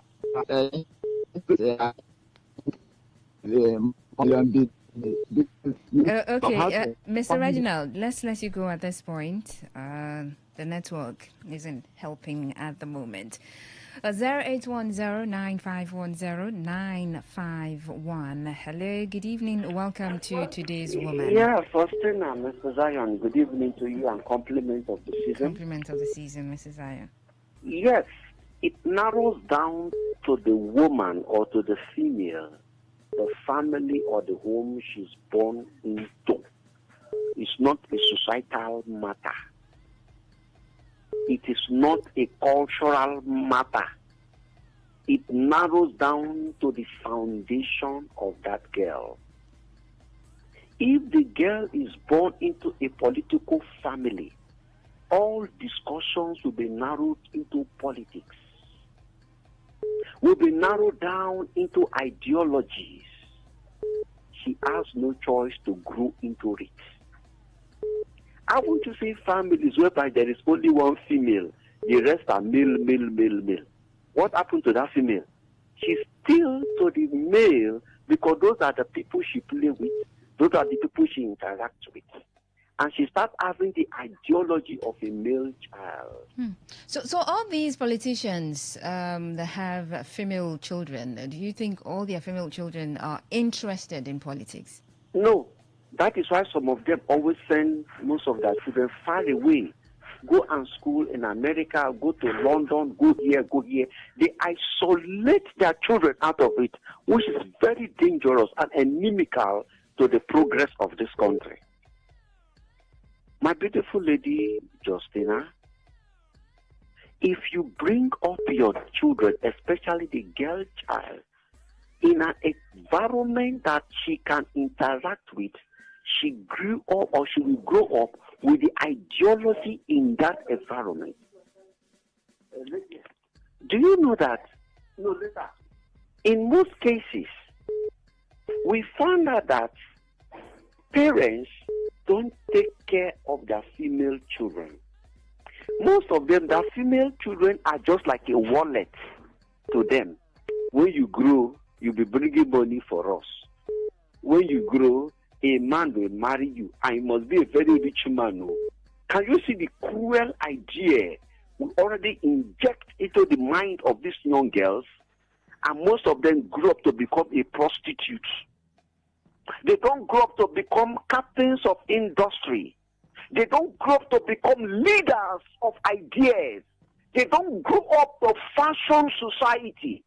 They grow up because what their father or the environment have subjected them to become a wallet. So if you want your girl child to become eminent in postulations, in projecting thoughts, in shaping the idea of the nation, you, the family, who are you? My wife never knew anything, politics and radio calling. When I came into her life, she started listening to radio. You know, by 6 o'clock news, she won't listen. Before, as I'm talking to you now, she's one of the women leaders in a particular local government in this state, women leader, where they fund the movement. What about the girls here now? Oh, Sim should have done like this. Wike shouldn't have done like that. Because of what? A family that have a background that is politically oriented. Because of who? One Mr. Zion, where you know they agree, where you know they hear, where politics is involved. So your girl child, and do you know the beautiful thing about these people, or this sort of individuals? They have a very good idea and knowledge, in-depth wisdom when it comes to issues like this. Go and check most of the men who are doing great politically. There is one silent woman who is so inculcated, who is so indoctrinated in that field that gives them the idea. Go talk like this. Go do like this. Go do like that. Let me narrow it down to reality of today. One of our Uncle Lesom Wike, look at his sons. Law. How come? His wife is a lawyer. He's a lawyer. His children are lawyers. And most of the postulation, see this man shouting, check, my wife, put it like this. Let us shoot it like this. Let us move it like this. There is a knowledge God gave all women. That is why when I see women misbehave in the society, I weep. Because they don't know the knowledge and what they carry. All right, Mrs. Zion. Before I leave the floor for Stina, do you know that if we don't hear your voice in this program or in this station for about 2-3 weeks now, people get agitated. They get worried. They even mix your name to other people's names that are already here. Because of what? There is something you have already projected into the minds of the listeners. Let me stop here, Mr. Zion. Thank you, Mr. Zion. Okay, so questions are, we're talking about topics and conversations that women, most women, let's say most women or some women are interested in. And why they are interested in those topics and conversations. Okay? And the interest for some people, most women are not even interested in politics. So yeah, that's on the side. But we're looking at the ones that are the topics that they are interested in and why they are interested in those topics. Some have said, well, women are interested in lifestyle, in love, relationships, and all those, like they say, soft things. Why are they interested in those topics and conversations? Why? Hello, good evening. Hello, good evening, Captain. And when I said something, well, it's not that. It maybe it's a family something. There are people, just like a question you asked, there are people who are born into a political family, people, their father is a politician. They're not interested in politics. Interested. Yeah. It's like, you go. There are some conversations. This peer group is very influential. You see a lot of people discussing where you see life, the way your father and your father sees life may not be the way you see yours. You may be driving to the left and your father is driving to the right. Despite any other odds, you see them, you make your choice and follow it. So the family itself may have a decision. This is what my child will read, political science. At the end of it, the child decided, no, I will not do that. So in life, you see, when people have made it a culture of them, say this is women's life, this is women pattern, this is the way they may not say it audible, but the character, the way they see the society behave, maybe the pattern of US and the may not be the same. The pattern of the Western world and our world may not be the same. But the way they see things works, that is how they culture themselves. Okay. In their life. So we are working on before you. Okay, line is breaking again. So sorry about that. Hello, good evening. Yeah, good evening. Can you hear me? Welcome, Kimberly. Yeah, thank you so much. Faustina, you asked a straightforward question. For me, I believe they like the love questions topic. Anything that concerning sex, your agenda love you so much, highly, almost 95%. Faustina, just turn this program now to sex discussion now. You will see all of them will call. They will call. They will begin to say, "Bring life for female, because they love Nigerian women love sex." Okay. Yes, Nigerian women love sex. Well, yeah, I'm telling you, Faustina, they give them joy.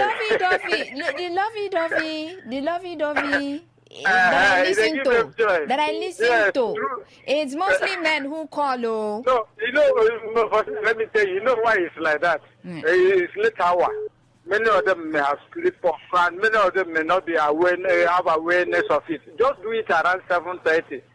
Check other pigeon station. You listen to all this that popular pigeon station. You will see women, they dominate the program, that station. What? Because they're on during at least before 8, 9, highest 9. So aside love, what other topics or conversations? So for me, I like women that love football. I love sports, Faustina, because if you see me discussing with somebody, if I have that chance, because I always have, I hardly have that chance to sit down and talk of discussing. Maybe when I have that chance, sports or politics. So I like a woman that have the same ideology with me. We can flow. So to me, it's good to expand. Don't be dull. Don't be a dull woman. Be smart. The world have gone a long way. You understand? Your brain needs to be fast. Not only to sit and discuss about love, this, that. So love is not smart now. Thank you for this topic. I want to encourage women to expand, to read, to discuss it, because I want to watch football with my spouse. You understand? So that we can flow. When man is winning, we rejoice. But if you cannot join me United, it can even be another fan or Chelsea Arsenal. When you do so you guys will banter. When you lose, you can laugh about it. So I love your topic. It's very educative. Thank you so much. Thank you. All right, you're listening to Today's Woman on Today 95.1 FM, Voice of the People. So today's conversation, we're discussing women and the conversations or topics they prefer. And I'm asking the questions, what topics do most women like to talk about, love to talk about, and why do you think that some women, or the women who prefer certain kinds of conversation, prefer those conversations, okay? And what conversations would you rather women prefer, or women should be interested in? So let's talk about this. Hello, good evening. Good evening, Costello. Oh, it's all right. My first lady on the show. Oh, welcome. Thank you. So, for me, the reason I feel like most women dive into some certain topic could just be as a result of like what some persons have already said: family background, peer group, and a societal influence.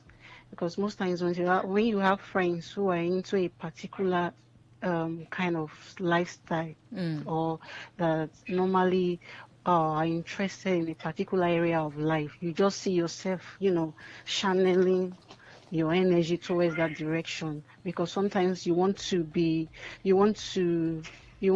listen to them, you want to have this conversation with them, you want to flow with them. So for such reason, you will just see yourself trying to know more about that kind of conversation, and so that you don't be like you are, caught out when you are seated with them and all that. But in the family settings where you see your, most topic that is discussed in the house, how to do with that topic, you have no choice, because even if you are not interested, they always want to drag you into it, and before you know it, unconsciously, you just see yourself participating. And sometimes it's just based on arguments. But before you know what's happening, you become very conscious of the fact that anytime that topic is raised or they are discussing about that, because of the fact that you are already a part of it at home, you see yourself diving into it. Then another thing, it could just be inspiration. Like you can just be inspiring to be like somebody because of the fact that you love the personality, you want to be like that person, and you just want to learn whatever it takes to be like that person. So it could just be somehow, but literally the average woman, or should I say Nigerian woman or African woman, we just love those soft things, like you rightly said. Emotional issues, family issues. We barely dive into things like careers, economy, politics, and all that. It's on exceptional cases you get to get that. That's why I said maybe family influence, friends influence, and all that. But basically, we just love those soft issues. So that's just my take on it. All right, thank you. Thank you so much. Hello, good evening. Welcome to Today's Woman. Hello, Fascination. Welcome. Good evening. You are seeing, right? Just me, Ugu. Okay. You guys, your gender, you are created in a different way. You ask what you guys like to discuss about. You say what? Out of your ribs. I didn't get that. Let me go on. Go on, please. Your question was what you guys like to discuss and what we would prefer you guys to discuss. Your gender, and I really like stress on ourselves. So those things that excite people, the issues that give you people joy are mostly your contemporary issues about who you guys know, basically about humans, familiar humans, possibly your gender too. You guys like talking about hair, clothes, bags, shoes, who wore the best, who it fits more, who did not wear it well. You know, this fashion police, you see entertainment, fashion police and all those sort of things excite you people. Then you guys like somewhat, if it's in a movie way, like somewhat engaging yourself in these local movies, like these home videos and all that. Those tiny that are not difficult to detect. You hardly go, why I'm saying this, my spouse hardly indulge in series, this long series, like the Prison Break, 24 and all that. That is very, very tiring. How to put what together, I think it stresses you guys. What you guys like is just are those things that are easy to check. Those things excite you people so much. But myself, I would prefer, like there's somebody I told, I said if I had known that she loved home video, the rate at which she loved it, I would have married her. Same thing with my sister. You can't even be with her without watching home video. 24 hours watching home video, or Telemundo, or Z-World, all those sort of things that are very easy to check. You see Z-World and their film tricks, very obvious. Those things excite my sister. She will be reacting. Oh God, this man, you are doing nonsense. You are loving 3 people. You are loving 2 people. All those sort of things. It excites people. Sometimes it's fun. I enjoy it. You know, I just watch it and say, let me just see the reactions from you guys. Quite exciting, but I would prefer a woman, a partner who understands what I love, like current affairs, the latest news in town about politics, the latest news in town about trade and investment, business. A woman who has business here, she can tell you what trade is selling this week or is buying this week. That gives courage to go for the morning. Okay. You know, don't usually find excitement doing these things alone, cracking my brain. Okay. I remember important for when I'm in my studies, I say, okay, check this word for me. Check the meaning of this word. Open this for me. Open that. Or if we are doing Bible studies, I open chapter or verse. She goes through and gives me the accurate quote. I love such women. Okay. Discuss such things. You know, all those kind of difficult things. It's Like you alright. say, difficult things. You know, unlike how you guys like fun, anything enjoyment, and it's also good for you guys. You prepare the soft life. It's You okay. prepare the soft life. I love it. I love it. All right. See you next time. All right, thank Happy you. weekend. Happy weekend to you too. Happy weekend. Thank you so Good night. much. I Bye. mean, Bye. you say you love it for us. Thank you for loving it for us. But now for some women who prefer, I mean, the topics that you've mentioned, that women love these topics, simple, soft kind of topics. Now, it doesn't mean that some of them, they don't understand some other topics. Okay, so when you say call up this Bible passage or verse for me, it doesn't mean that they don't know it. They know it, but they are more interested in these other topics. Like they're more invested in these other conversations. And so when you bring up those conversations, you see that, they just flow. They will educate you even, right? You're on 10 words, they're on 100 words. But it doesn't mean that they don't know about. Some of them do. Some, they don't know, Sha. They don't know. They're not aware. But they're the ones who are aware of a lot of things. But they've decided that, this is where my interest is going to be. I mean, when you bring on this particular conversation, this particular topic, I'm going to take you on this conversation for hours. I mean, that's it. But have you wondered? Do you wonder? So if you say that most women or some women love to have conversations on lifestyle, why is that? Is it because it's soft? Okay, if it's soft, I mean, why? What's the driving force? Hello? Turn off your listening device. Hello. Yes, good evening. Welcome to Today's Woman. Hello, can you hear me? I can hear you. Welcome. Good evening. How are you doing? Very well, thank you. I personally, I think women are much interested in lifestyle. But I can also at the same time say that it's just a rebranding, because I can specifically say that women are specifically more interested in prostitution. In waiting? In prostitution. What kind of talk is that? Is that a topic? Yes, is that a conversation? Yeah, I'm telling you what. No, I'm asking, is that a conversation? I'm asking what topics, what conversations do you think most women are interested in? Yes, that's what I'm saying, that, you know. So you think most women gather and then they talk about prostitution? Yes, of course. I can assure you that 100%, even married women. How does that happen? Hello? How does it happen? Like, they do discuss all of this. I'm a person who happens to associate. So, for example, you have mother, you have sister. So, let's paint a picture of how they talk about prostitution. Yeah, of course, of my family, I can say that I brought up in a very good parented family. Oh, so the women in your family don't gather to talk about prostitution? No. But you said that's what women are interested in now. So if you say women, the women in your life, they are part of the women of the world now.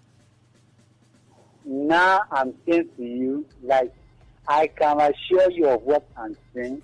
Much of the women who are new or I associate with, both ladies and some these young married women, they only discuss things that are much like just things of semblance.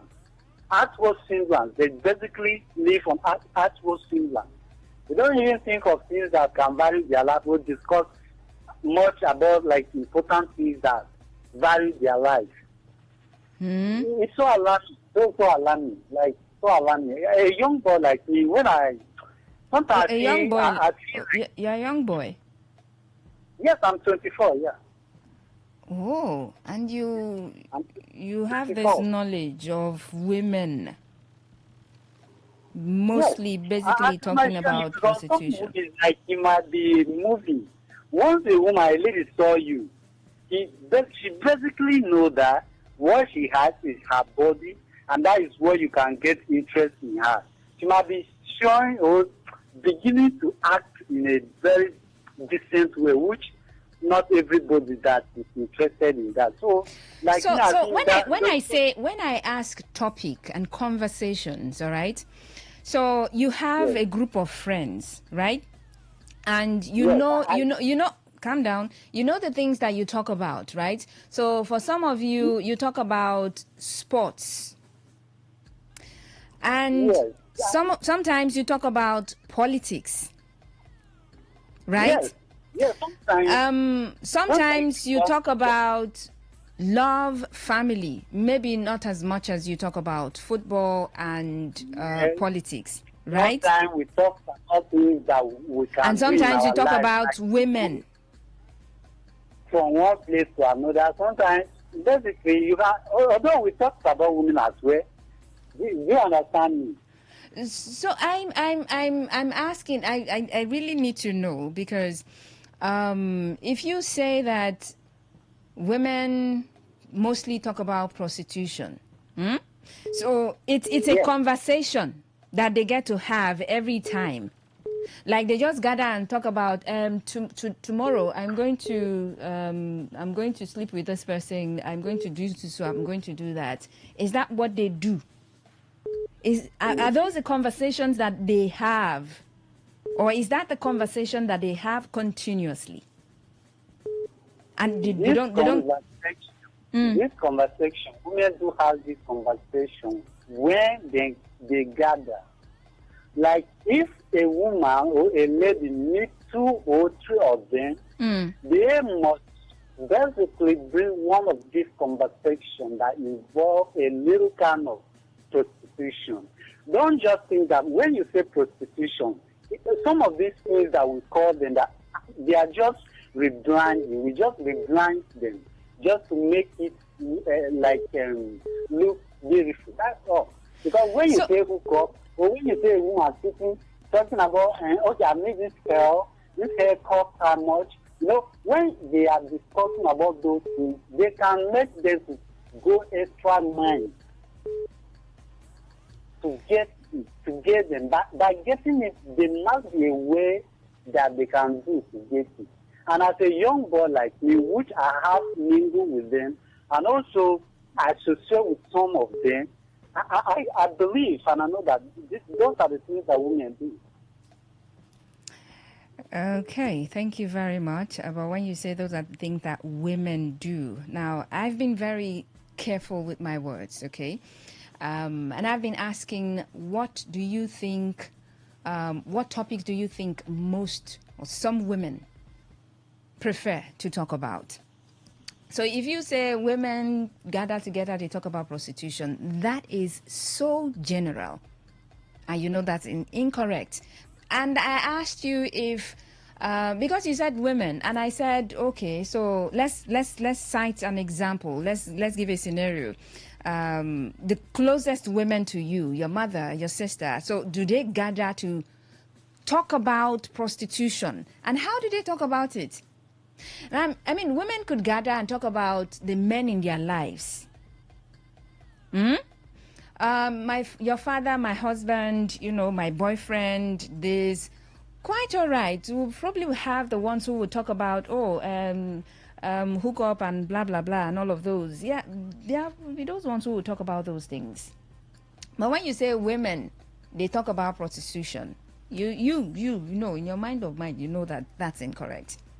You've got to segment it. And then you don't leave out anybody. So if you're leaving out anybody and you say women, that's incorrect. Hello, good evening. Faustina, Yes. you are stressing that guy. Okay, so you've called before now. And what the guy needs is sex life. It's not prostitution. It's the misuse of language. Okay, I mean, you know, when you say something, when you use a word, and then there are the probing questions. At some point, you should be able to realize yourself, and it's not you who is saying those things. Or him. This is him now. He's saying this is. He said he can assure me. So if you say some women gather to talk about men, you know, I can understand. But when you say prostitution, you have to narrow it down to a segment or a group of young girls or women, you know, segment it. But yeah, thank you so much. 0810-9510-951. What topics do you think most women or some women prefer to talk about? Is it politics? I mean, some people have ruled out politics. That, oh, well, we don't have a lot of women talking about politics. They have a lot of women talking about love.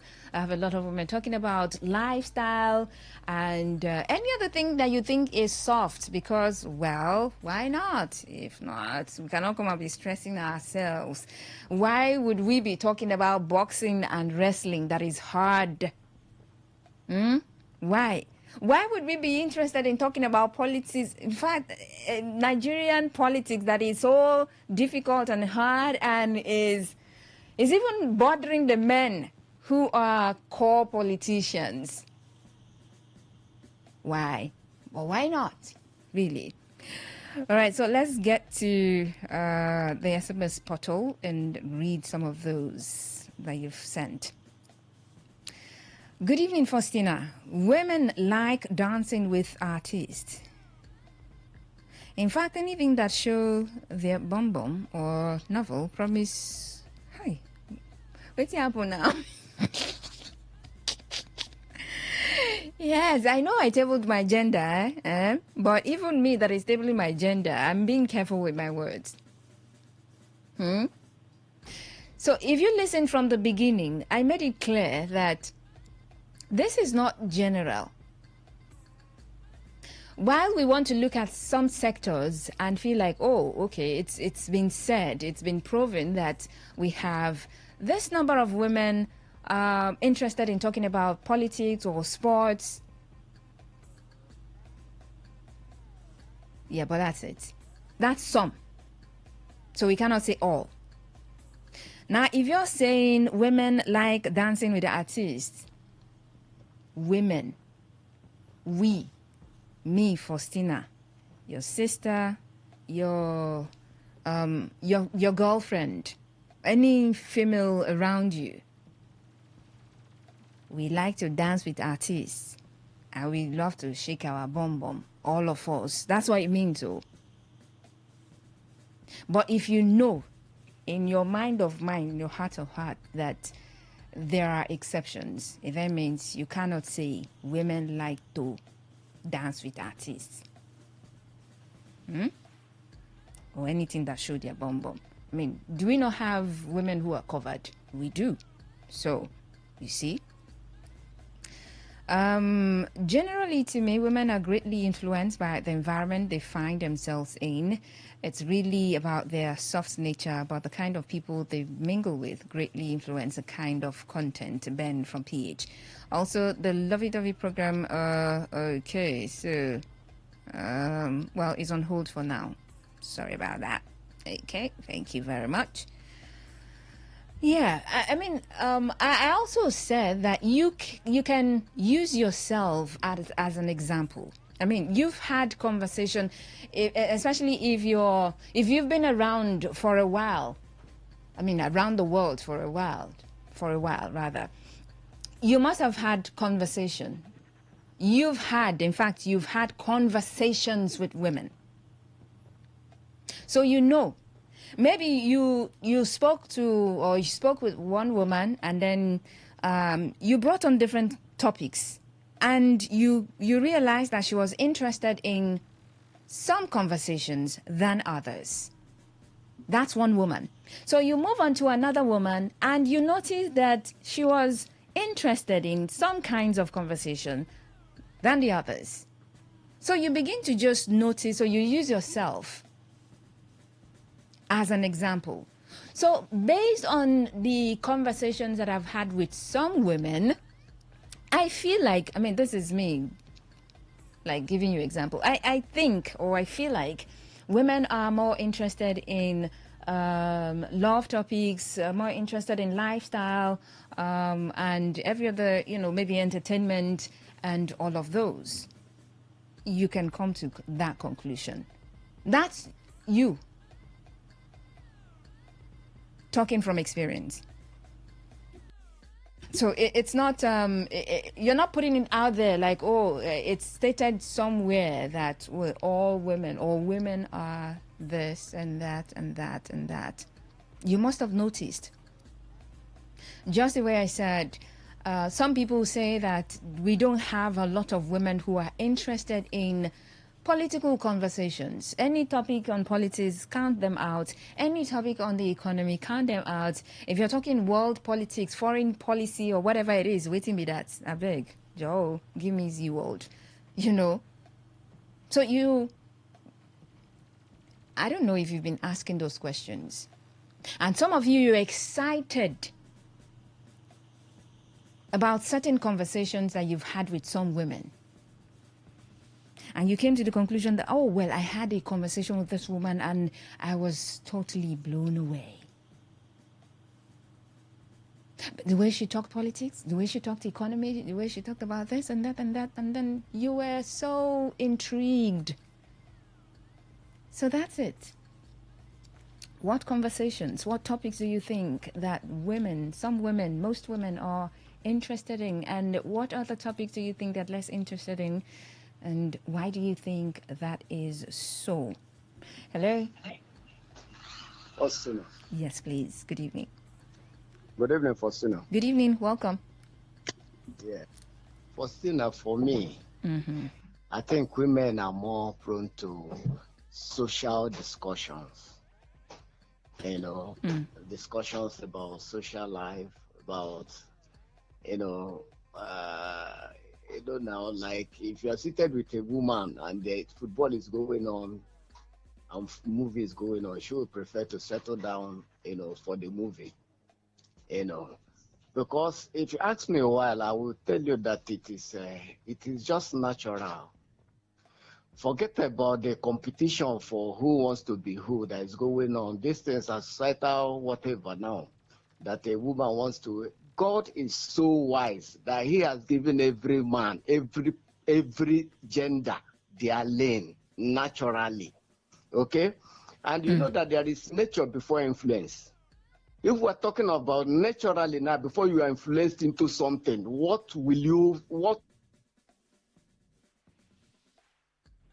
part will a woman,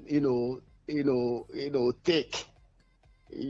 Naturally it will be things, because they are wired for, like you have said, soft life. A woman ordinarily, naturally does not deserve or desire or, does not want stress. If naturally a woman just wants to be happy and be joyful, and these things that they discuss, these things now, the things that they give them joy, while a man can trade his happiness for a priority, something he's pursuing, and no matter how difficult it is, he will go for it, trading his joy. So I think it's natural. Forget about like these other things we are talking about, the kind of life that we live today, like the gender equality, like the feminism and all those stuff. These things are just artificial. They are things and influenced by what. Oh, sorry. Call dropped. All right, let's get on Facebook. Arinze Kweme, you should direct this discussion to women and not a general topic. Where to concern me with their talk? Anything they discuss now gossip against the fellow gender. Well, it should concern you because you have women around you Mm-hmm. And it should concern you, especially if you are a single man and you're looking to have your spec. And I'm sure that you have expectations. And some people are looking at, I need a woman who is really very, very intelligent. I need a woman who can hold conversations in every area, And some men are so excited that when they are in public with their woman and conversations come up, the woman is able to contribute to almost or all, maybe except for football. And if she can do football, whoo! He's exactly excited as he should be. Like, that's in his mind. Like, yeah, that's my woman. That's my woman. I mean, you'll be excited. You'll be very, very proud. She contributed. And maybe later on now, guys talk. Wow, woman is so, so intelligent. She's abreast with issues around the world. And you just be smiling like, I don't land, I don't hammer. All right, let's get to WhatsApp. Woo. This is long, but hey. Good evening, presenter. You will never get a satisfactory answer to the question you asked because the reasons are open-ended. Well, I asked plenty of questions, so I basically asked about 3 of them.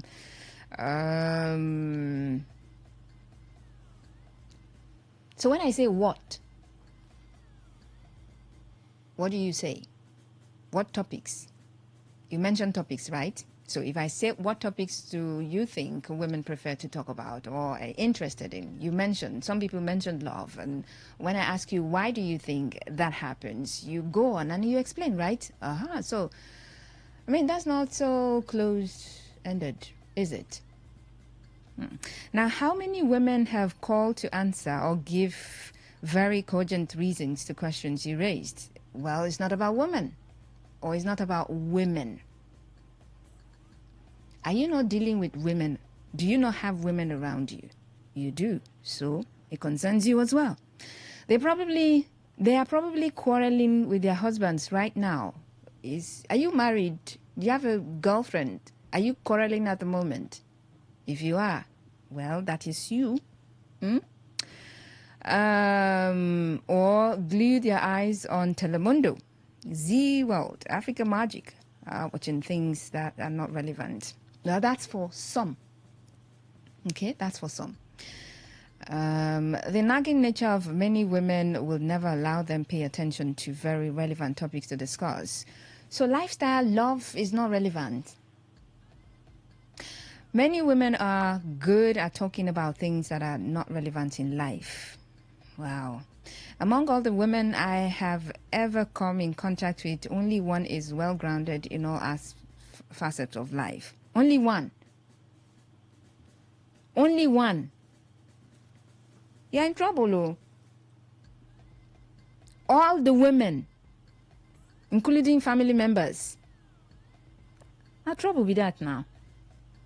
I'm thinking this one woman that you're talking about that you've come across is not your family member. Maybe it's a woman you're eyeing. If that's the case, you're in trouble. She was an exceptional lady. I've never seen such a lady in my entire life. She was doing her PhD as at that year I met her. She is in Canada now. Thank you. Mr. Woye, text from PH.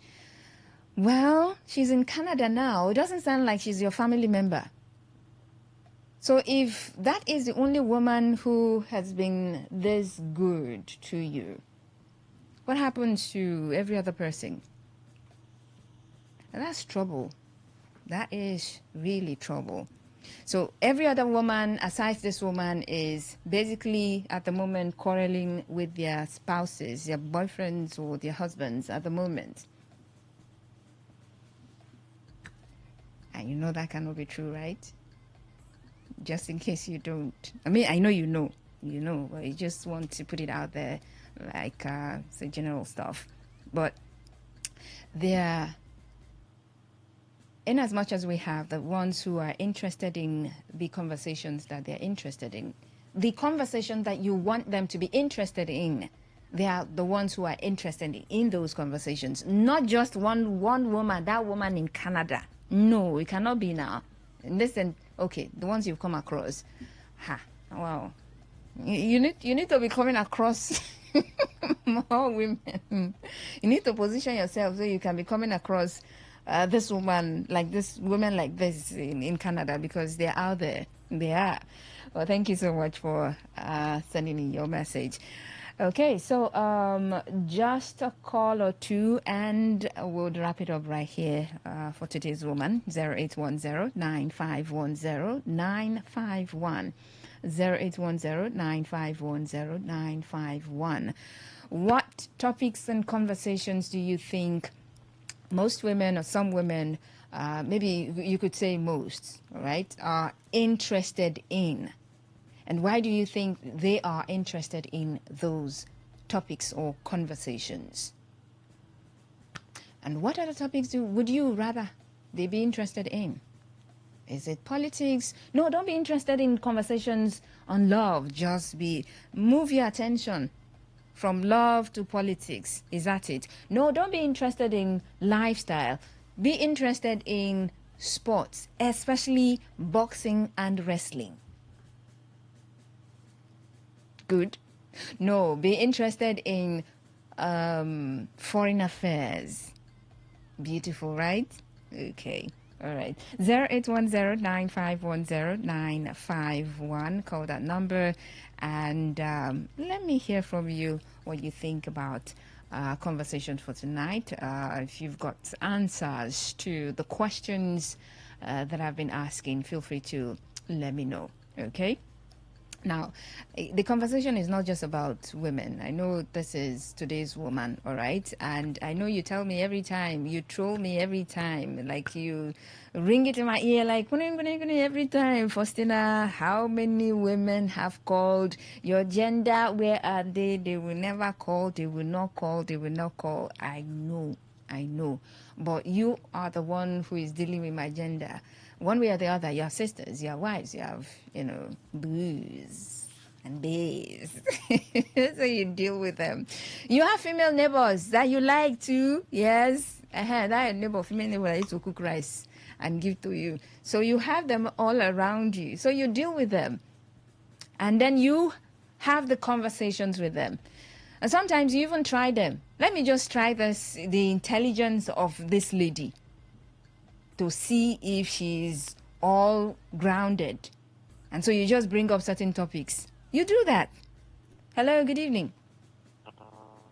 Faustina, you made me to be annoyed today.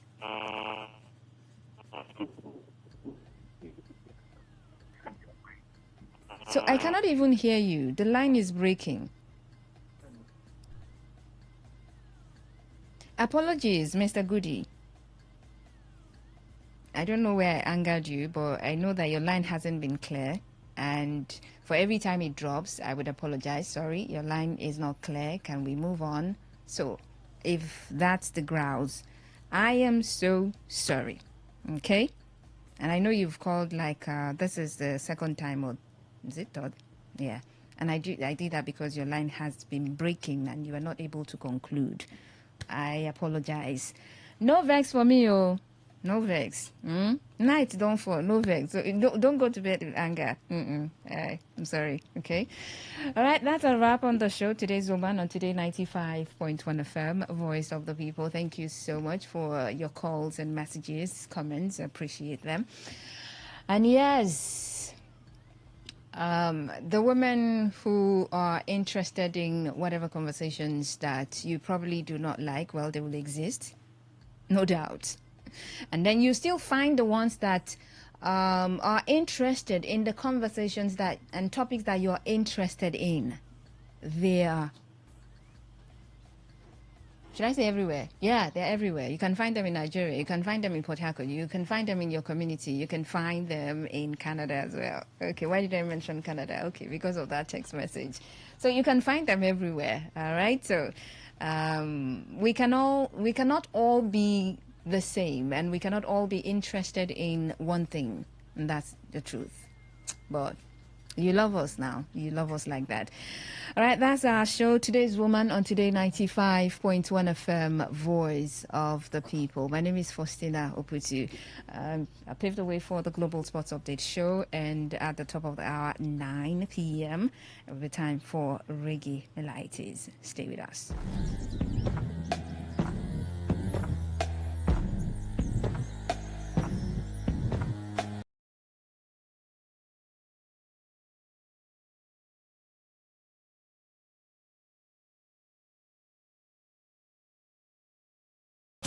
Tune in to Today 95.1 FM for the latest news and exciting sports updates. Your trusted source for everything you need to know. Today 95.1 FM, the voice of the people.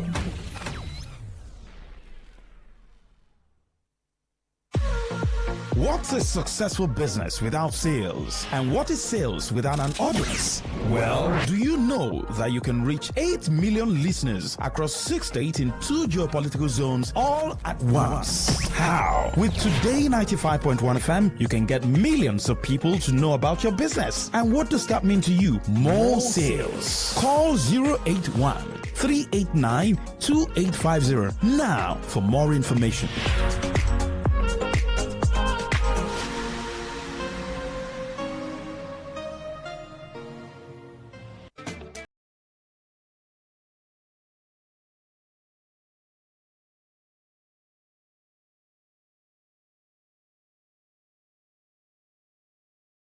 You Adepoju returns.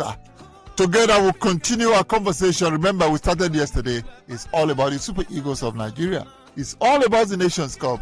It's all about why we still have minnows in football. And Nigeria, we are giants of football in Africa. My name is Godwin A. Nakana. We'll take a break. When we come back on the other side, Mutiu Adepoju, the headmaster, and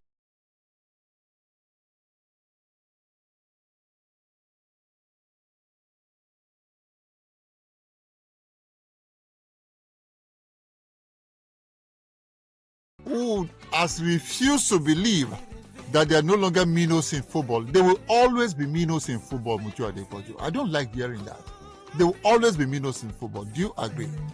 Yes, definitely because of the background of some countries and all that. Although everybody is updating, everybody is upgrading, and everybody will rather want to fight. Most especially when they want to play against Nigeria. The only thing that I believe the players should do is not underrating any, and they may try as much as possible to make statements whenever they are meeting any country that is not in the map of the biggest countries in Africa. They should make sure that they play their heart out, and they may try and win that game convincingly, so that it will send a message to other countries and all that. That's just what I believe that we should be doing. Yes, there are minnows, there are countries that are very small that will not be in the level of Nigeria. If we upgrade it to our own level and we improve in what we are doing too, I believe there are still minnows, but on the field we have to make the statement. Interesting. You are saying don't underrate any team anymore. Yeah, that's exactly what you have said, and I agree with you completely. Let's look at our group. Group B, you have Tanzania, you've got Uganda, and of course Tunisia. Is this a tough group or an easy group? Well, looking at it, we would say that Tanzania should not be in our level, and they should not give us any problem, and Uganda should not give us any problem. But the thing is, how about us? Are we up to the task? Do we, have, yes, I believe we have what it takes. We have, the players, just to be on top of their game in those games and try and make a statement like, what I just, said earlier on, and make statements. So we shouldn't, I don't think, looking at it on paper, it's a very, very tough group. If we are going to see, okay, let's say, Tunisia, and we have team like Cameroon or Ghana or this team, and that's what we will always say that this is a tough group. But or we have South Africa and all that.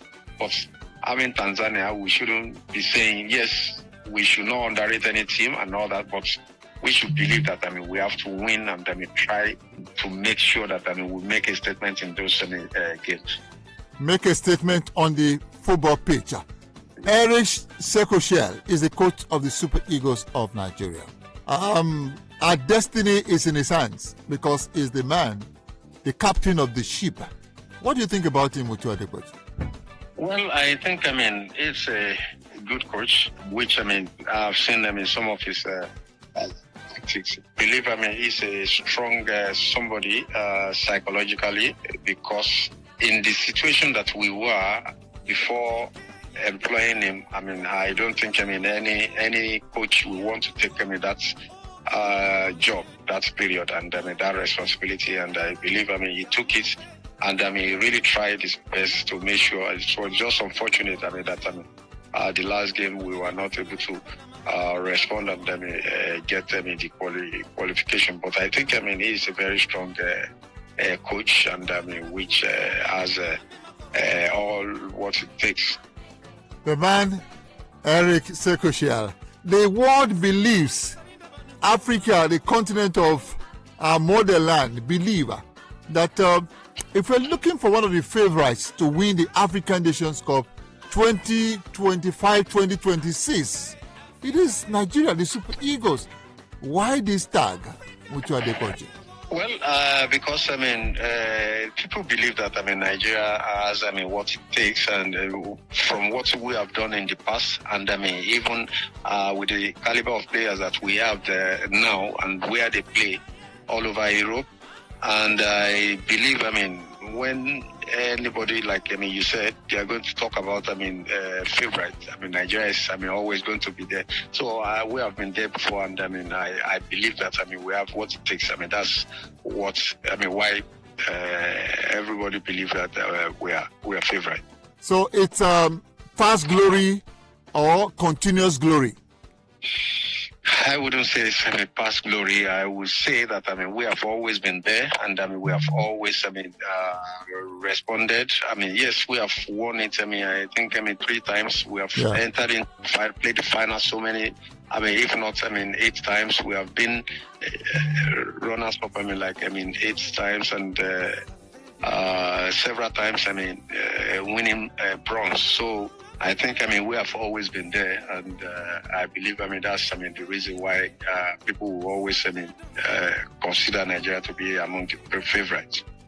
Some persons talk about the commitment of the Super Eagles of Nigeria. Now I want to take you back. When you got your first call up to the Super Eagles of Nigeria, Mutua Adepoju, how did you celebrate it? There wasn't any celebration of such. I was just looking forward to that. To being in the team and try and add my own value into the team. It was in 1990, and you will recall that I had already played the under-20, in which before I traveled to Spain, I was invited into the team in Ibadan here in camp. Okay. And with the big boys and all that, but I was not privileged to play with them when we played in Ibadan here and all that, and in Lagos too.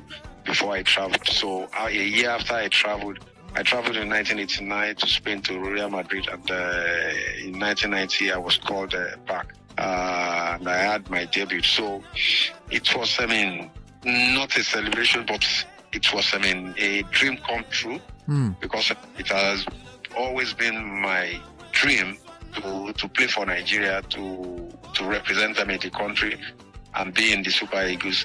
So I was, at the under-20, I represented Nigeria in the World Cup, and I won silver. So it was after then, the Super Eagles I was looking for. So I worked for it, try as much as possible. And when I was called back, I put everything into it to maintain the status of being always in the Super Eagles. Mutua Adepoju, this question is in all ramifications. What was playing for Nigeria, the Super Eagles of Nigeria. Let's put it this way, wearing the green and white of Nigeria, what did it do for you as a person and, of course, your family? It did a great lot of things, for me. Yes, like I said, I was privileged to be able to represent Nigeria and being among the ones that went to the Saudi 89. And putting on that color made people to know me and to be able to recognize me. And that's, though it was a very, very long time ago, but I still thank God and I still thank everyone that believe in me, and people still recognize and are able to appreciate what I have done. Even though it was so many years ago. So it has done a lot to me. It has given me popularity. It has given me to be able to earn my living. Though I played in my club side, but playing in the national team to help. People know me all over Nigeria and all over Africa. So I think it has done a great lot of things. To me as a person and as football. Motu Adekpoju, thank you so very much for your time, and we wish the Nigerian national team, the Super Eagles, all the very best. Yeah, it's my pleasure. We will always be in support. We want to see our Super Eagles excelling, and I believe they will deliver. They will try as much as possible to make sure that people are happy this December/January. Wow, I like that payoff line. It says, ensure. He believes that the Super Eagles will make us happy this December. They'll make us happy in January when the Nations Cup will come to an end. That is on the 18th of January. Motu Adekpoju, the headmaster, talking to us right here on the show. My name is Godwin A. Nakana. Thank you so much, everyone, for listening. Let's keep cruising. Keep praying for Nigeria. God bless Nigeria.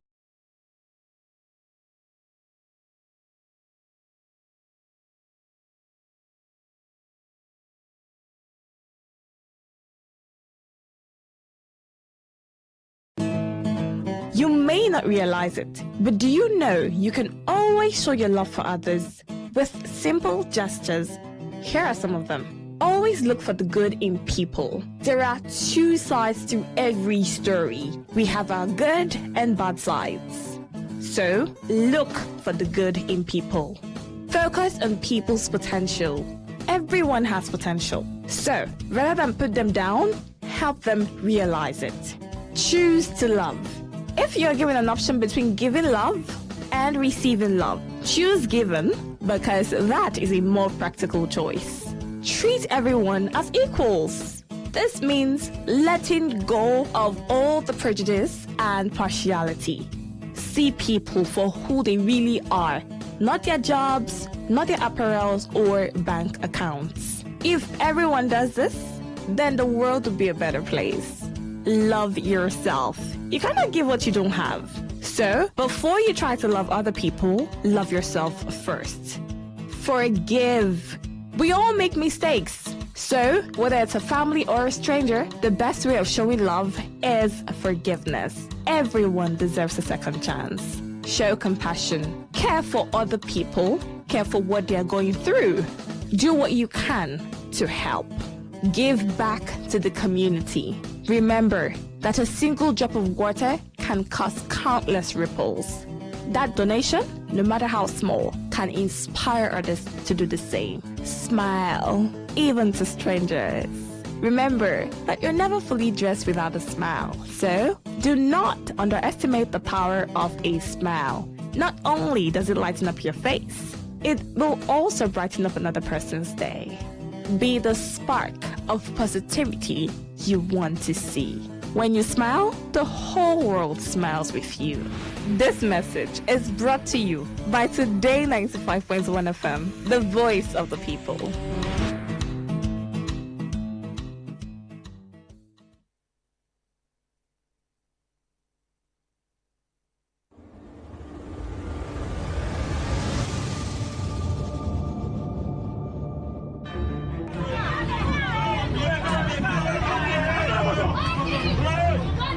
Have you ever been in a situation where you had to pay a fine for an indictment? Then you later found out that there was an already established law to protect you from that penalty. Have you ever been denied a position because of your gender or disability? Have you ever been discriminated, treated unfairly, assaulted or cheated by your landlord, employer, tax collectors, bank, family, business partners, and the police? What if the breach between you and justice is just the right knowledge? I'm sure you've heard that knowledge is power. Join us every Saturday, 10 to 10:30 a.m. on Today 95.1 FM for the program The Law Today, to get acquainted with your legal rights and beneficial interests as a citizen of Nigeria. The Law Today, 10 to 10:30 a.m. every Saturday, is brought to you by Today 95.1 FM, Port Harcourt.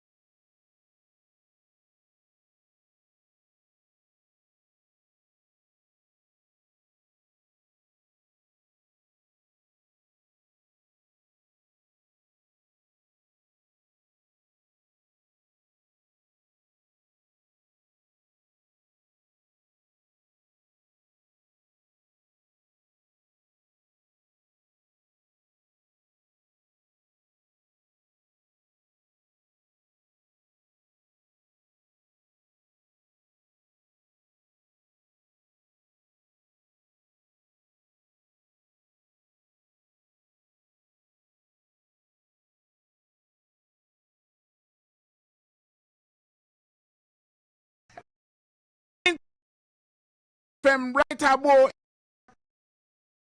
Garden City, where we say, now have you they come today, a Friday, a nice one, we are one again. The man that site up on this station, the man them call Mbakalo on this console. We say Babylon Wall, we are go chant it down, cause me fans, you will have had them must have fear listing up on this show, are coming another fear one. And a grand style, we are say, Babylon, we so Babylon must have fall, and them wall we are go chant it nice and nice until when we are go say we are done for the day till Mama call.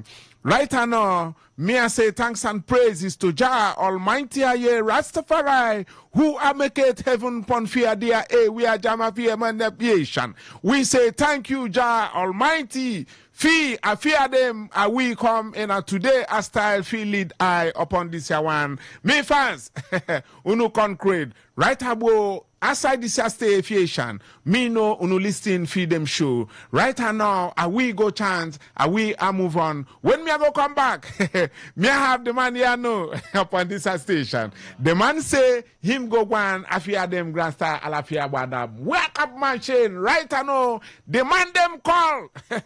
Babylon, Bob Marley, I say, we add on for them station. Big up!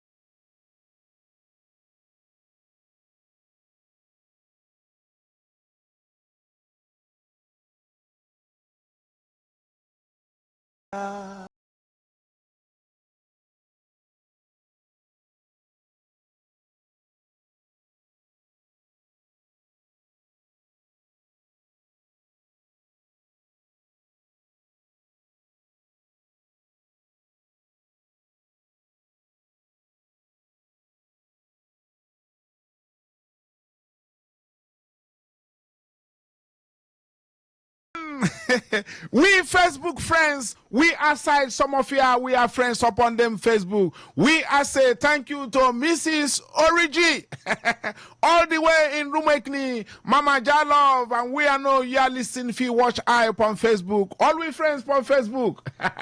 We are say greetings. We say to know upon this one. Ja people, Emmanuel Oga, how you feel welcome for them to them program? I feel right now. You feel concrete? And we are going to jump in to make feed them people feel them nice and I'll be one. Yeah, man. We move to them people them call Mighty Diamond. Them say everything nice upon reggae music.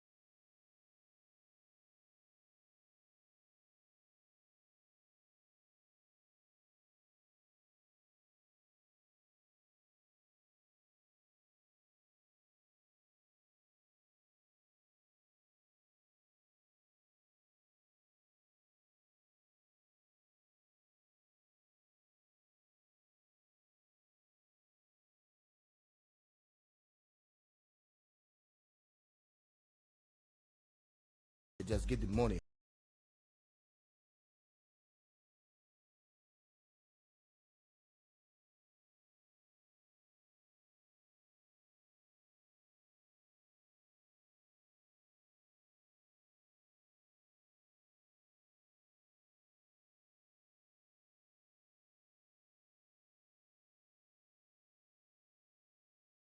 them called Yellow by Wyclef Jean. Rastafari. I can't forget you, naughty dreads, yo, I've been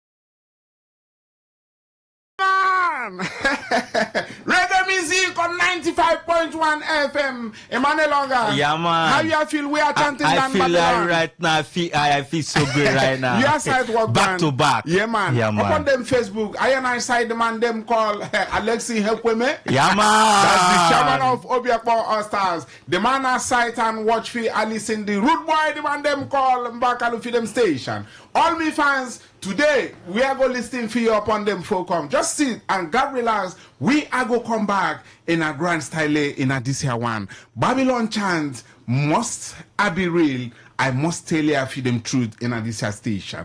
We move. The man them call Burning Spare. The Columbus man, him say, I and I feed them right, feed them people.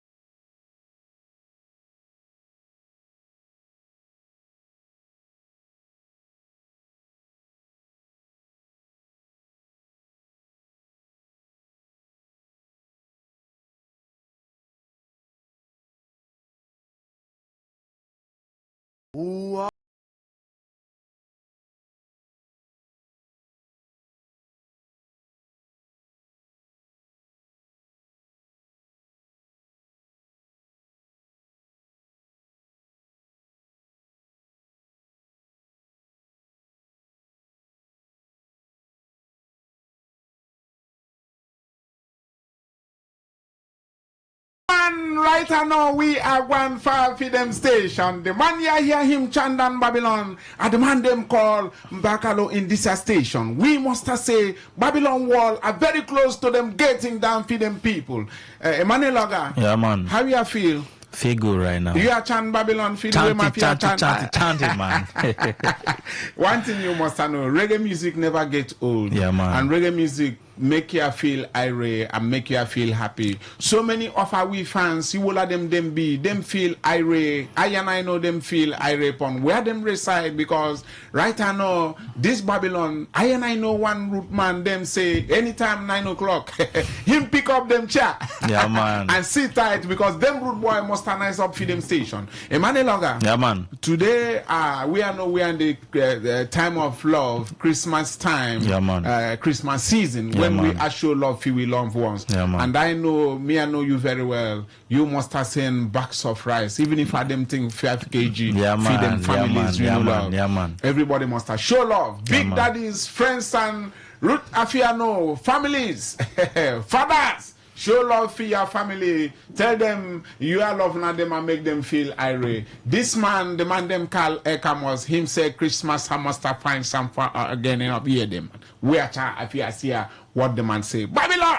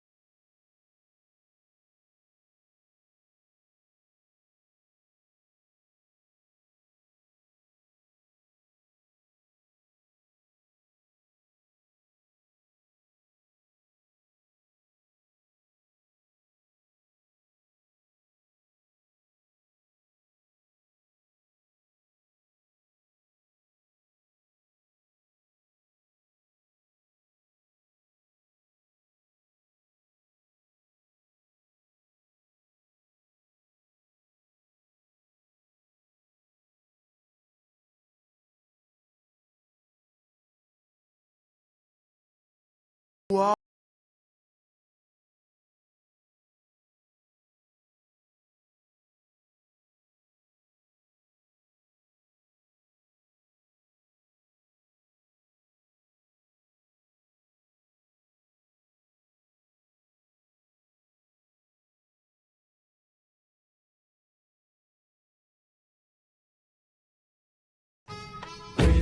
in the name of our Lord and Savior,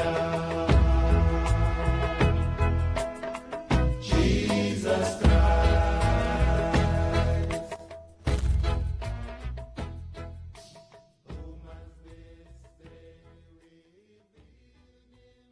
Yeah, man, we are say time at 1 feed them station and this program. The man you hear him chant Babylon, the man them call Mbakalo on this station. We are say right about next week Tuesday, we are have a big time trade fair upon them place them call Obiwale Cultural Center right about, and if at them place here know at them, the lady them call Echo Kingston. She I say come one, come all. Come sight we upon them trade fair where she I have you will offer them thing everything nice upon them place, and we say she must know everything I do. And the man number one man for them states him go there you welcome, and that's how we are chan I do at them thing from place. She I have every washer fear dish for them place. Sight abo Echo Kingston, she invite you all for them transfer right now, and we a step on fear at them station. Babylon I come and Babylon must move, man. Just strength my name. Give thanks and praise. No.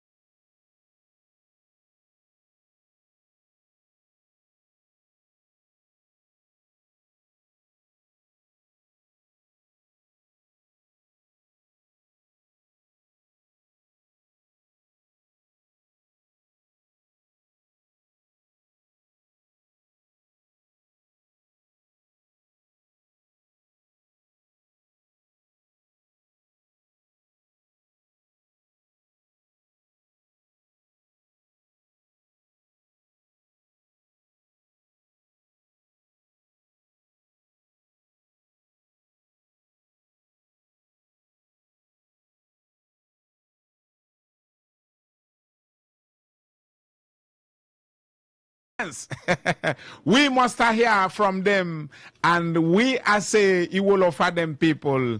You call this line and tell we how you feel upon this program, because time at 1 the number you go call is 081-0951-0951. Call this here line and we gonna make we feel how you feel on 95.1 FM. The number you go call 081-0951-0951. Tell I how you feel. We await for you.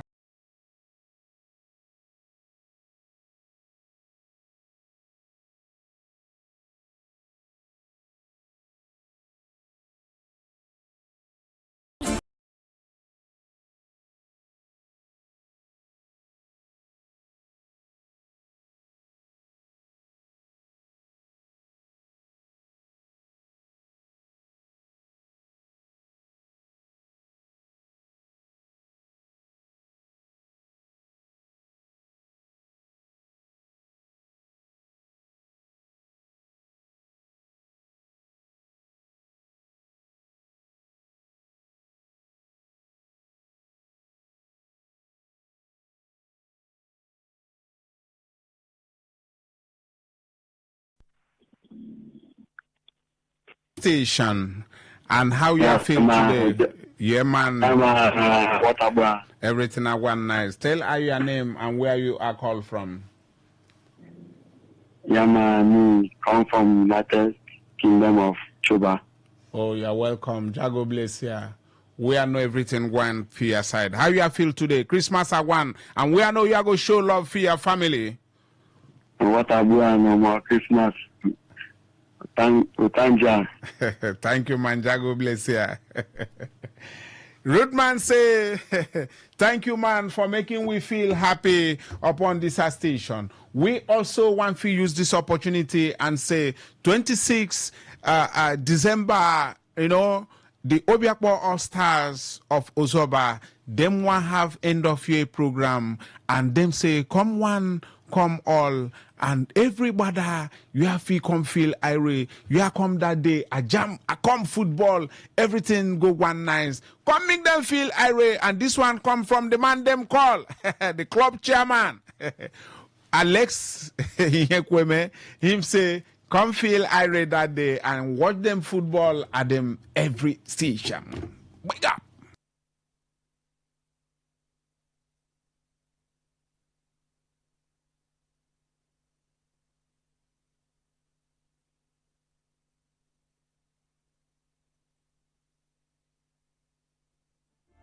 Just strength my knees. Give thanks and praise. No.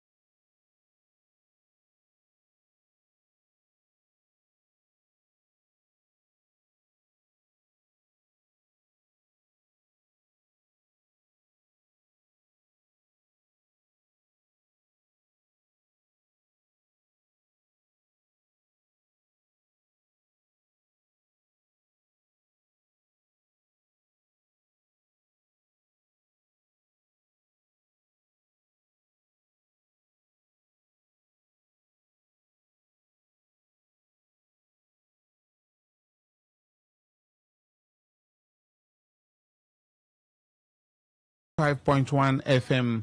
We are confident end of our this program for today. We say thanks and blessings to Jah, and him say thank you because we are loving who listen for I. We know if you have much time, we say thank you to we fans. Next week, a whole call of a time me I go give you no, and Christmas I come close. The man you hear him name, the man them call Mbakalo on this account school. Thank you, Mrs. Origi, Alexi Hekweme for listening for me station. Thank you, and we say goodbye. The Kokoroko for herbal medicine when they produce strong, correct medicine. They take it, they support with country healthcare system. Country man, correct holistic ogbonge herbal medicine. There we know they come out for public anyhow like a big basket. Food gram as every Christmas have been boundary. Sickness self sabi medicine will pass them. After all, monkey smart now because tree near tree is our forest. Heritage International go use the technology of computer testing machine to see and know before attacking that your health condition. We don't become ubaruba for your life with the correct treatment. Therefore, whether definition or without definition, make you visit Herbal Heritage International offices way near you. Herbal Heritage International. Now you. Hello and welcome to the program Roots and Herbs.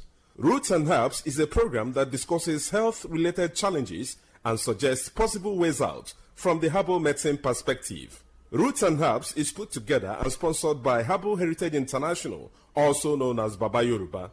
Baba Yoruba is currently having a special end-of-the-year promo package. This end-of-the-year promo package will give you the opportunity to enjoy 50% discount on all their products and services. This offer runs while the stock lasts at number 24 Ikwere Road, Mile 1 by Education Bus Stop, Port Harcourt. Number 24 Ikwere Road, Mile 1 by Education Bus Stop, Port Harcourt. This end-of-the-year promo package will give you the opportunity to enjoy 50% discount on all their products and services. And at the same time, it will give you the privilege of meeting Baba Yoruba himself at the venue. For details and inquiries, the telephone number to call is 080 33 111 946. I repeat, 080 33 111 946. 080 33 111 946. Our topic of discussion is infertility, and I have with me in the studio Dr. Botumba Abiodun. Sir, you're welcome to the program. Thank you, Mr. Moderator. Infertility is seen in couples whenever a man and a woman is able to stay together for at least 1 year, which is equal to 12 months, without being able to get pregnancy so that they can get fruit of the womb. It is of two types. We have primary infertility, and the second one is called secondary infertility. Primary infertility is seen when a man and a woman have stayed together for at least a year and they are unable to conceive.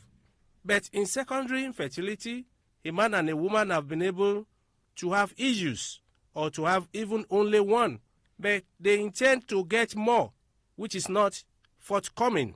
That is secondary infertility. So whenever there is infertility, it is very important for the two to join hands together and go for investigations. What makes a man the father of any child is the quality of the semen coming from the man. That a man is able to perform doesn't make him the father of any child. What is coming from a man is gotten from the testicles. In some men, the number of sperm cells can drop, a situation that we call oligospermia. In some, the cells may not even be there at all, a situation that is called azoospermia. Some men do experience a situation where what is coming from them is nothing but only water. All the qualities are not there. There are many factors that can make a man to come under these conditions, part of which is drug abuse. There are some medications that some men do take that are spermicidal. That is, they are killers of the cells that makes a man the father of any child. Not only this, it is possible when a man is exposed to very high temperature, particularly the private parts, for the cells to die or get weakened. And that is why the nature in its basis did not put the testicles inside our abdomen, because the process of spermatogenesis does not require very high temperature. That is why they are kept in the sac under there, so that the temperature can be a mild one. Not only this, infections that men have suffered from, whether in the past or in the recent, can also destroy all the cells. Even some before their puberty, if they suffer from mumps infection, a viral infection, it can destroy all the tissues that are supposed to produce the cells. Some do suffer from sexually transmitted infections that have been able to get deep into the testicles and destroy all the cells. At times, hormonal imbalance can also affect the quality of semen a man produces. All this can make the man to be the cause of infertility in his family. In women, it is possible for challenges to also result from infection.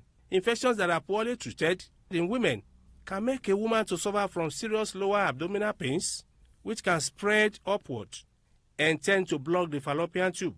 In some women, drug abuse can be the challenge. Some women, without even having any issue, they take to lifestyle of taking contraceptives, pills, or injections that they use to prevent pregnancy without having any issue. And this can cause hormonal imbalance and disrupt all their fertility profile to the extent that when the time comes that they have the desire for this, they may not be able to get it. Not only this, some have done repeated abortions that perforate the uterus, or the uterus has been destroyed, all the layers are not complete again. Under that condition, when a woman conceives, in less than 8 weeks, it will drop. Some have fibroids, a mass growing inside the lumen of the uterus that is not giving enough space for pregnancy to grow to maturity. And that's why we say, under this condition, we have to first agree on how to get out of the challenge. And how do one get out of challenge? It is by visiting a competent healthcare giver who will be able to do investigations and know what the root cause of the problem is. It may be from man, it may be from the woman of the house, and at times it can be from both of them. But once the root cause of the challenge is determined, the way out will not be far-fetched. Anytime there is infertility in families, we do advise that mutual understanding is very important.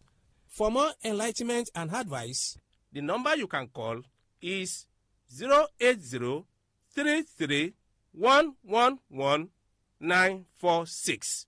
080-33-111-946. I repeat, 080-33-111-946. Thank you. All right. You've been listening to the program Roots and Herbs. Roots and Herbs is a program that discusses health-related challenges and suggests possible ways out from the herbal medicine perspective. Roots and Herbs is put together and sponsored by Herbal Heritage International, also known as Baba Yoruba. Baba Yoruba is currently having a special end-of-the-year promo package. This end-of-the-year promo package will give you the opportunity to enjoy 50% discount on all their products and services. This offer runs while the stock lasts. At number 24 Equator Road, Mile 1 by Education Bus Stop, Port Harcourt. For details and inquiries, the telephone number to call is 080-33-111-946. I repeat, 080-33-111-946. 080-33-111-946. Let's take our sponsor's message. Don't go away. We shall be right back. Herbal Heritage International, the Kokoroko, for herbal medicine, where they produce strong, correct medicine, they take it, they support with country healthcare system. Quatliman, correct bekelistic ogbonge herbal medicine, they know they come out for public anyhow, like a big basket, full ground, as every Christmas have been boundary. Sickness self sabi medicine will pass them. After all, monkey smart now, because tree near tree is a forest. Heritage International go use the technology of computer testing machine to see and know before attacking that your health condition. We don't become umbarumba for your life with the correct treatment. Therefore, whether definition or without definition, make you visit Herbal Heritage International. Offices way near you. Herbal Heritage International. Now You're welcome back to Roots and Herbs. Roots and Herbs is a program that discusses health-related challenges and suggests possible ways out from the herbal medicine perspective. Baba Yoruba is currently having a special end-of-the-year promo package. This end-of-the-year promo package will give you the opportunity to enjoy 50% discount on all their products and services. This offer runs while the stock lasts. Number 24 Equator Road, Mile 1 by Education Bus Stop, Port Harcourt. For details and inquiries, the telephone number to call is 080-33-111-946. I repeat, 080-33-111-946. 080-33-111-946. Until we come your way again, remain blessed. And that was a paid infomercial. Talk radio. I listen to a lot of talk radio. 95.1 FM. Whether it's happening in Port Harcourt, South South, Nigeria, or around the world, we've got you covered. On air, online, delivering balanced news and unbiased analysis. Today, 95.1 FM. This is Today. 95.1 FM. Port Harcourt. News. Hello and good evening. This is the World News on your premium talk radio, Today 95.1 FM, Port Harcourt. I am Faustina Oputu. And the headlines. Supreme Court upholds death sentence of former PDP chairman's daughter-in-law for culpable homicide. NNPP directs nationwide mobilization and membership drive ahead of 2027 elections. Omeru stakeholder decries 20-year neglect of community school. On the foreign scene, Senegal suspends extraditions to France amid dispute over two nationals. Details in a moment. And now the details of the news. The Supreme Court has reaffirmed the death sentence handed to Mariam Sanda, daughter-in-law of a former People's Democratic Party PDP chairman, for culpable homicide.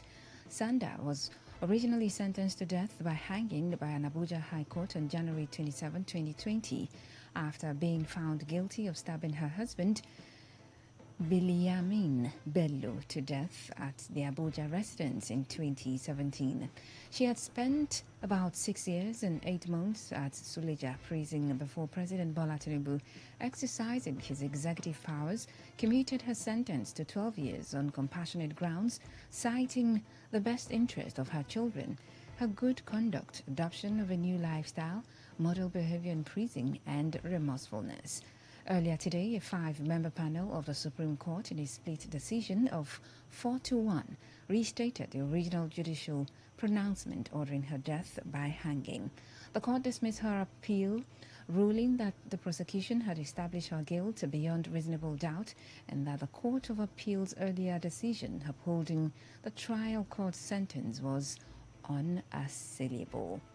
Justice Moore Adume, delivering the lead verdict, held that it was improper for President Tinubu, as a head of the executive, to exercise his pardon powers in a culpable homicide case while an appeal was still pending. The Supreme Court resolved all the issues raised by Sanda, affirming her conviction and the original death sentence.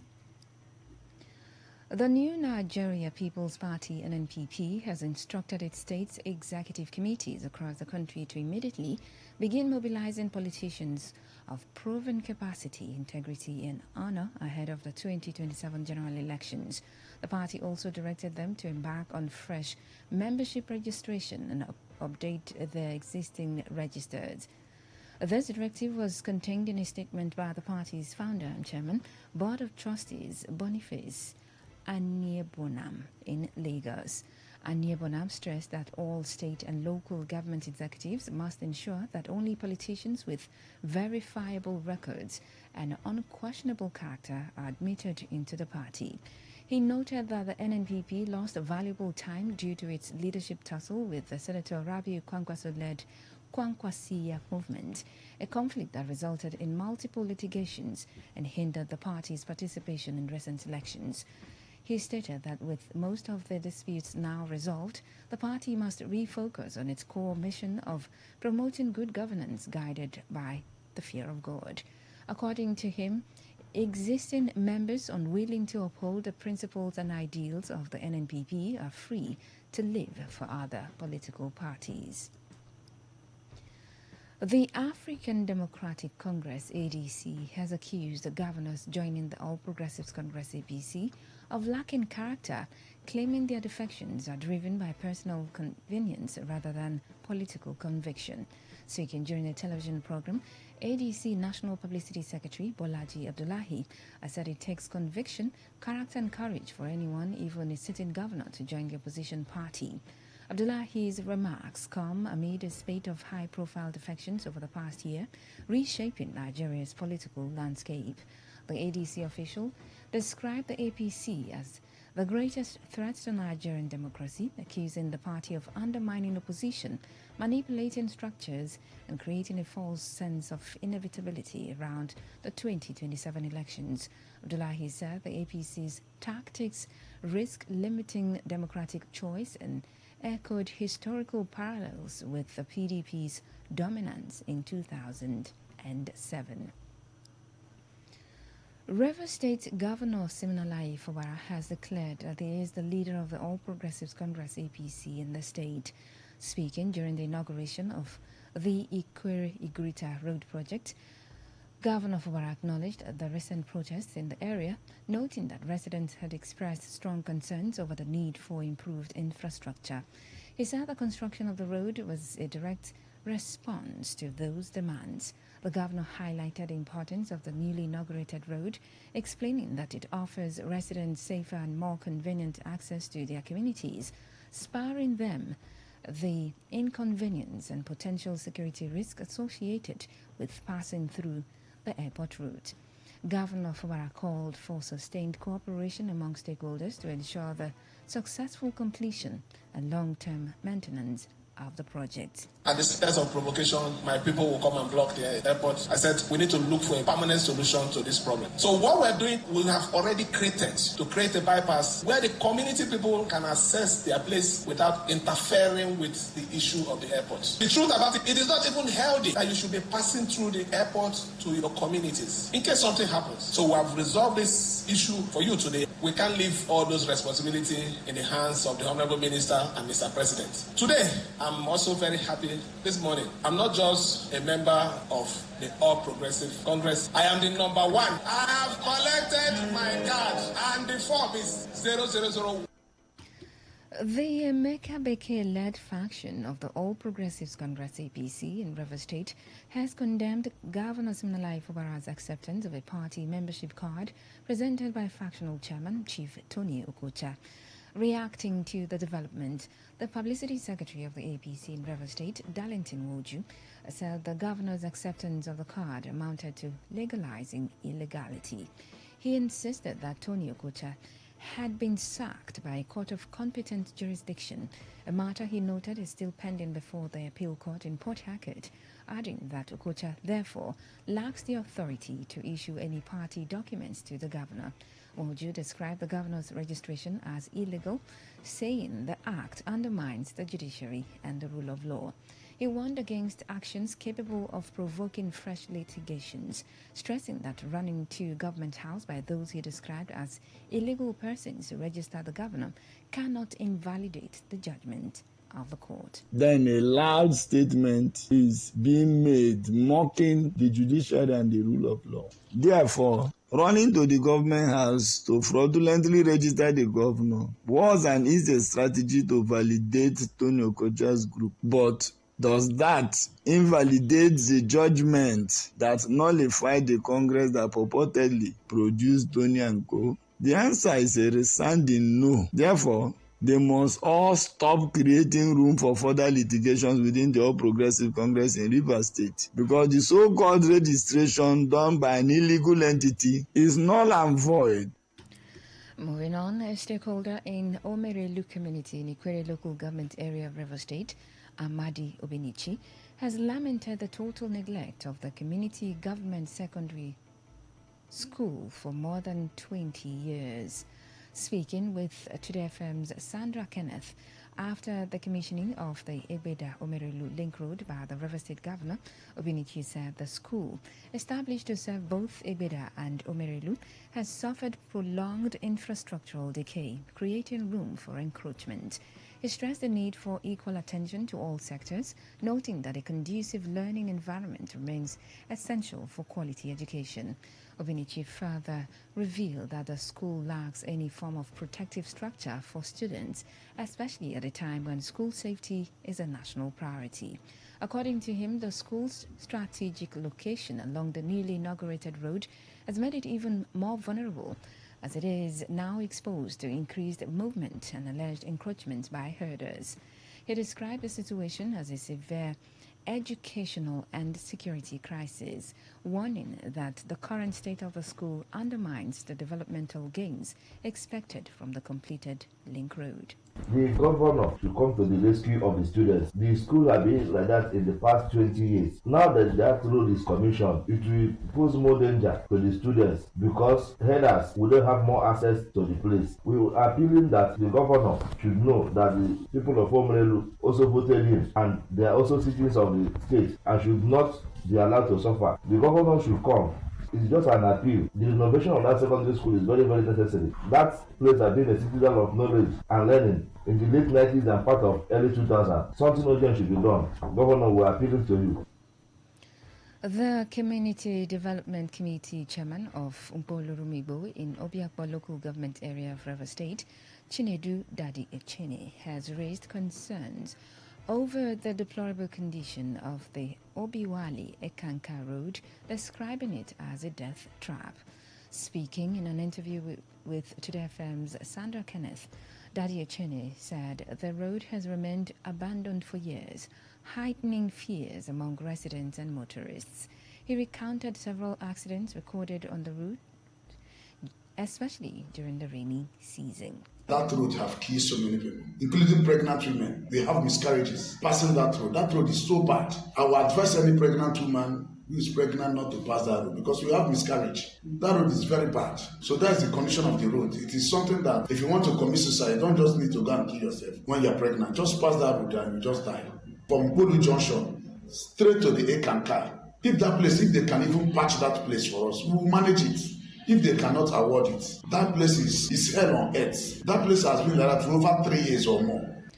Dade Chene further appealed to the River State Governor, Siminalayi Fubara, the State Ministry of Works, and the Obiakpo Local Government Chairman, Gift Wallo, to urgently intervene. According to him, only immediate repairs or full rehabilitation can provide a lasting and systematic solution.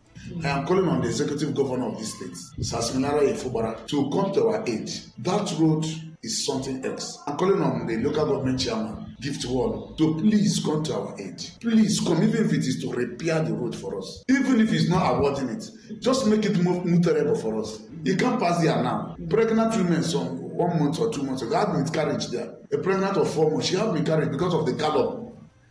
On her part, a resident identified simply as Beauty also lamented the economic and safety impact of the road's condition, recalling a recent incident in which a woman lost her life due to the bad sections.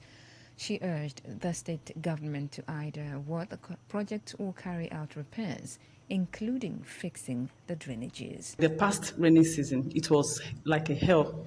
A lot of persons suffered moving on that road. It wasn't easy for the drivers, the passerbys, not even to people who has 1 or 2 businesses around. So they finding their way out, and the customer coming in wasn't easy. Apart from the flooding area, the road is not smooth, so you can't easily move on it. It's a very terrible road. We'll just pray for the government to come and do something.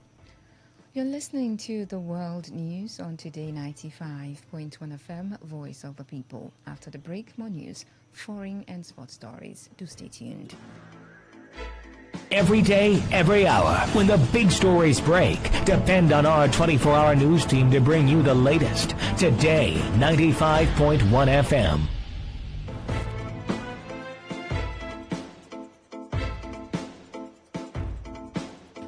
Thanks for staying tuned. Welcome back to the rest of the stories. The Nigerian Labour Congress NLC has announced a nationwide protest on December 17 to condemn the degenerating security situation across the country. In a notice issued to all state councils on December 10, following its National Executive Committee NEC in session meeting on December 4, the Labour group expressed outrage over the rising activities of bandits and kidnappers, particularly highlighting the November 17 abduction of female students from a boarding school in Kebbi State. The NLC condemned the withdrawal of security personnel from the school shortly before the abduction, describing it as a dastardly and criminal act that warrants immediate investigation and prosecution. The group directed all its affiliates and state councils to fully mobilize workers and civil society members for the protest, noting that the surge in kidnappings targeting school children has reached an alarming and unacceptable level. The NEC in session also criticized the federal government for failing to adequately secure schools, especially those in remote and fringe areas. It added that the protest is aimed at pressuring authorities to take decisive action to protect pupils, students, and teachers nationwide.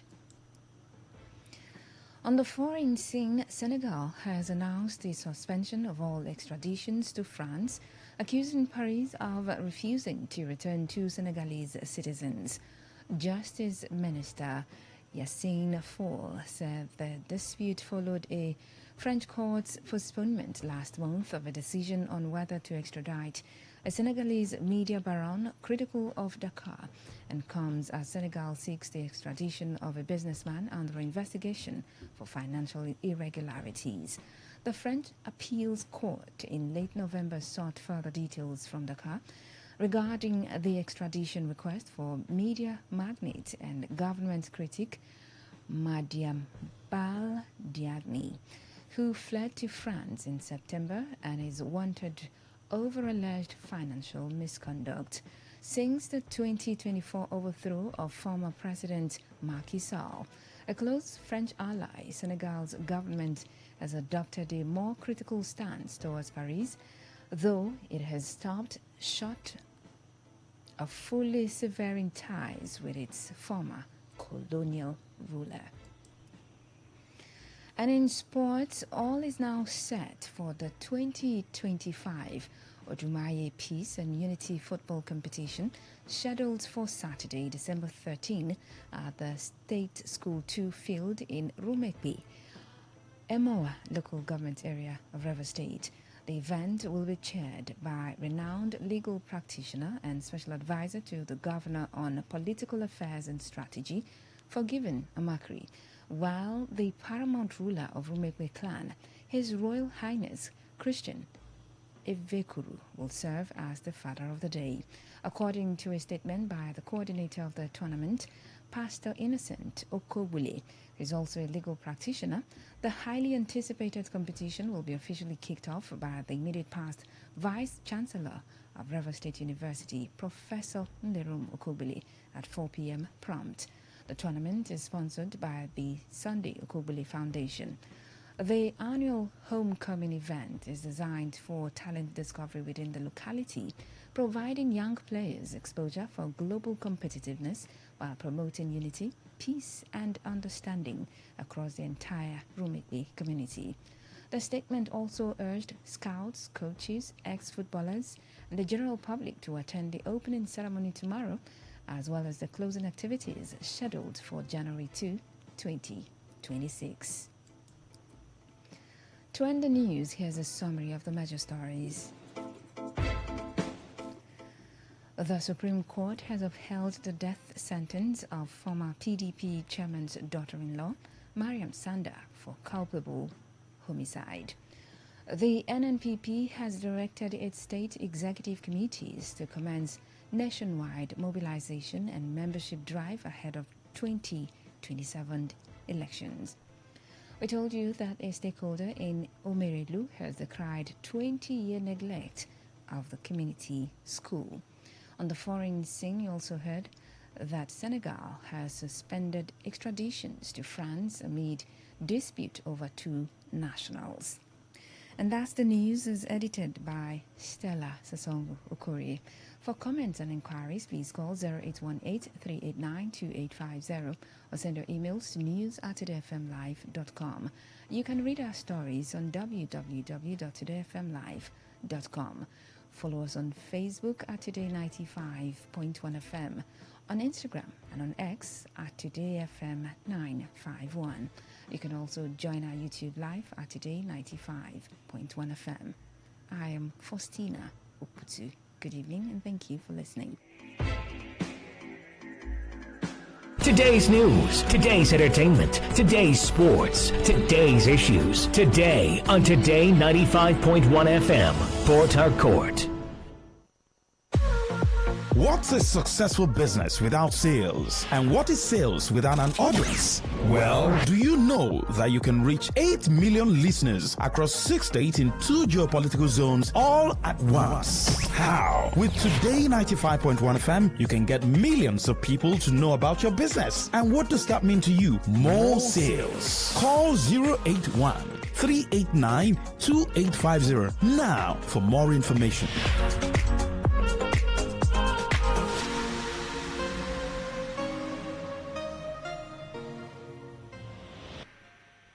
Say no to the ordinary. Embrace the extraordinary, because we are the voice of the people. Voice of the people. Today, 95.1 FM. Today, 95.1 FM.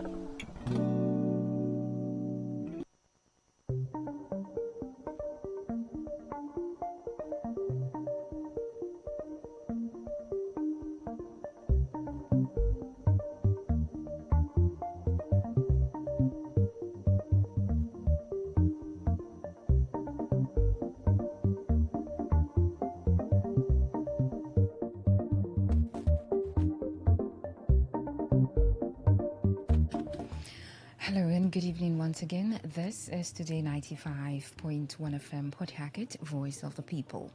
And it's time again for a rundown of the foreign news stories that made the headlines in the world today. I am Faustina Oputu.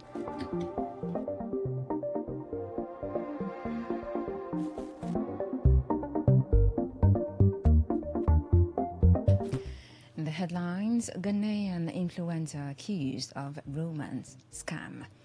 Sudan RSF captures Heglig threats against South Sudan's oil exports. Bank of France hit with legal complaint over alleged role in Rwanda genocide. U.S. signals major aid review over South Sudan governance failures. Now the news in details.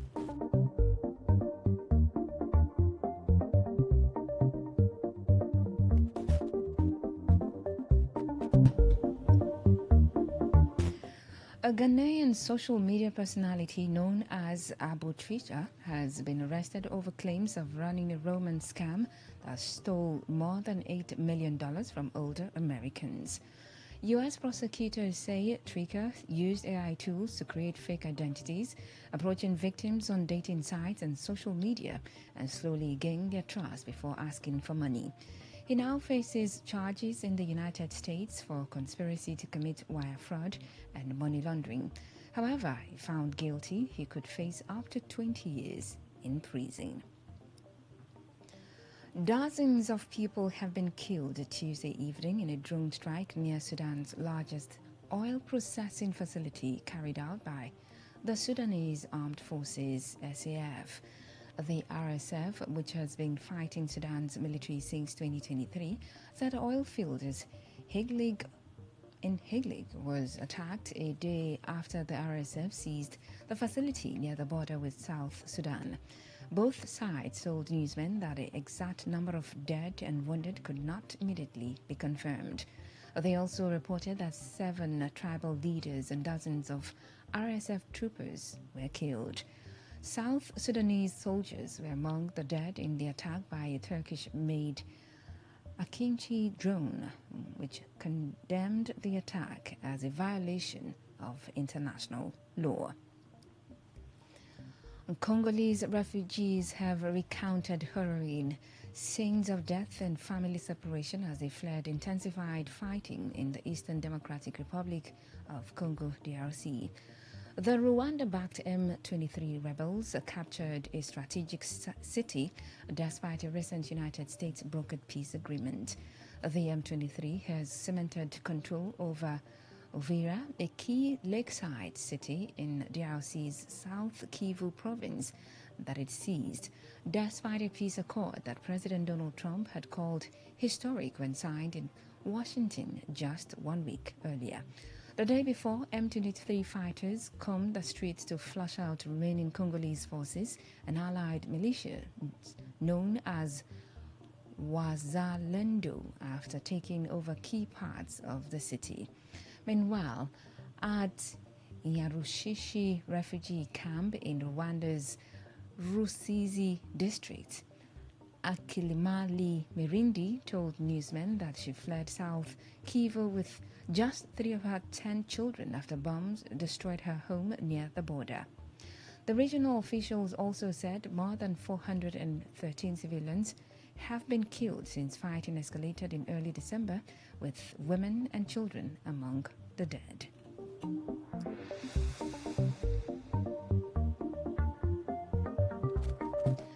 The Dantopa market in Cotonou is once again a whirlwind of activity just days after a failed bid to topple the Beninese government. Pedestrians and cart pushers jostle in the narrow streets, a sign that daily life is returning to normal following the brief but intense crisis. Among the bustling crowds, petty traders like Abel Ayung are back to selling their goods, eager for information about the attempted put and what it means for the nation's future. Ayuso added that everything is back to normal and they are happy. Away from Africa to the rest of the world. Israeli warplanes have carried out at least a dozen attacks across southern Lebanon, targeting what the military claims are Hezbollah training facilities in the latest flagrant near daily violations that have further undermined a year-old ceasefire. The raids hit hills and valleys in the Jezin and Zarani areas, including locations near Al-Acher, between Al-Zraya and Ansar, and around Jabal al-Rafi and the outskirts of several towns. Israel's military said it struck a compound used by Hezbollah's elite Radwan force for weapons training, claiming the facilities were being used to plan attacks against Israeli forces and civilians. Newsmen reporting from Beirut described the ceasefire in Lebanon as a one-sided truce, since Israel has continued near-daily attacks on the country. The Israeli military said it also hit what it said were rocket launching sites and other infrastructure, describing the operations as necessary to counter what it deemed violations of understandings between Israel and Lebanon. The Bank of France is facing a formal legal complaint accusing it of involvement in the 1994 genocide against the Tutsis in Rwanda. The complaint was filed on 4th December before the Paris Judicial Court's unit dedicated to crimes against humanity. According to the civil plaintiffs, including the Collective of Civil Parties for Rwanda, CPCR, the Bank of France allegedly allowed 7 financial transfers to the National Bank of Rwanda between May and August 1994 at the height of the genocide.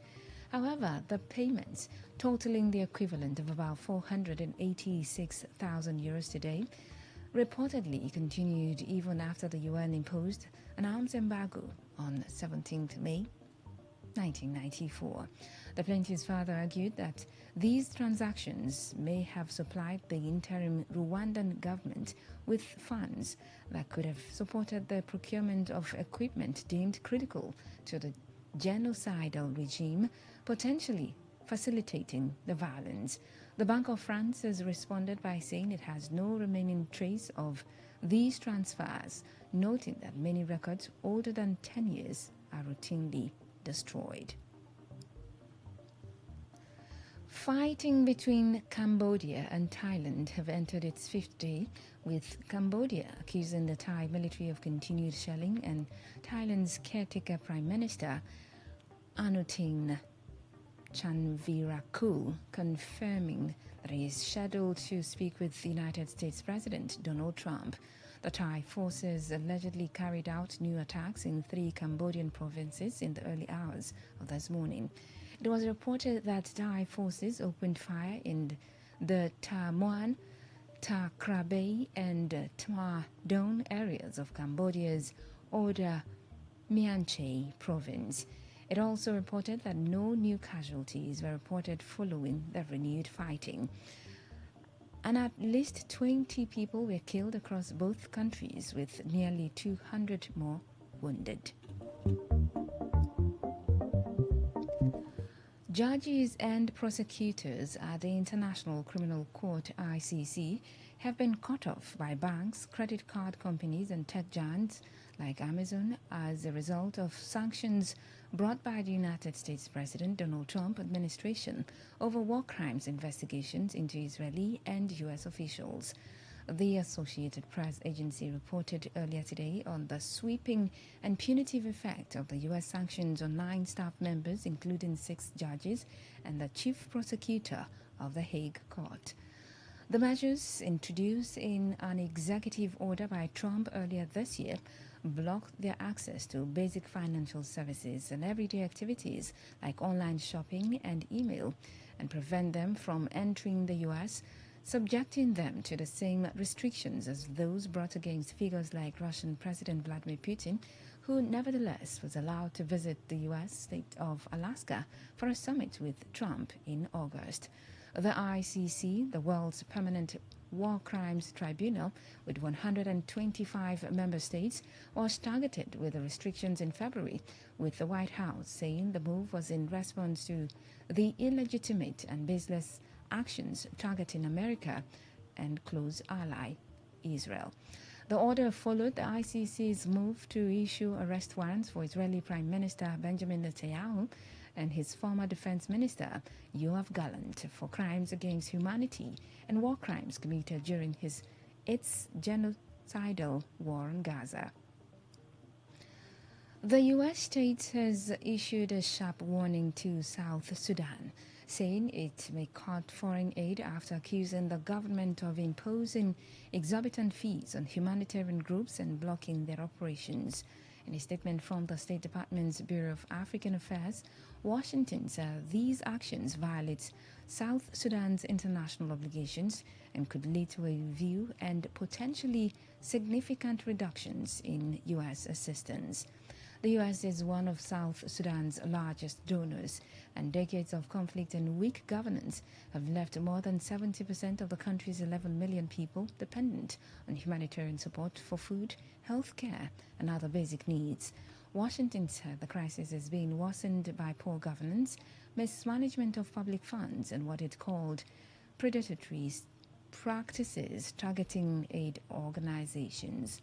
Since South Sudan's independence in 2011, the U.S. has provided over $9.5 billion in assistance, while the government has collected roughly $25 billion in oil revenue, with little improvement in public services.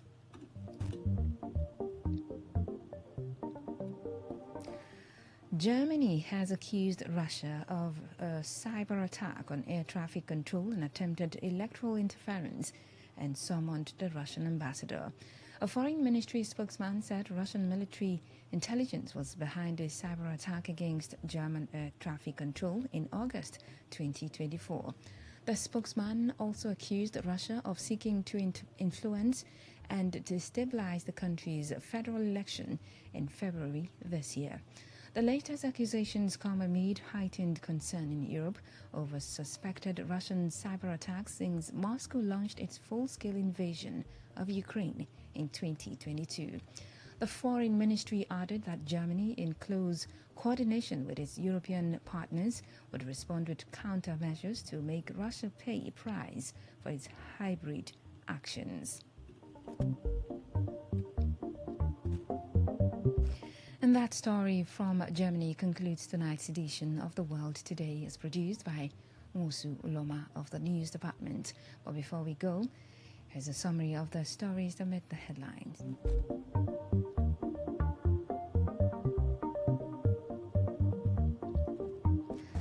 A Ghanaian influencer has been accused of a romance scam. We told you that Sudan RSF has captured a Hague League threats against South Sudan's oil exports. You heard that Bank of France has been hit with a legal complaint over alleged role in Rwanda genocide. And finally, U.S. has signaled a major aid review over South Sudan governance failures.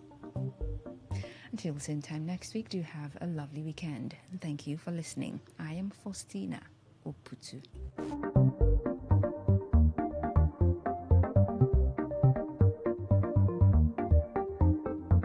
Today 95.1 FM, where news meets insight, sports meets passion, and entertainment meets excellence.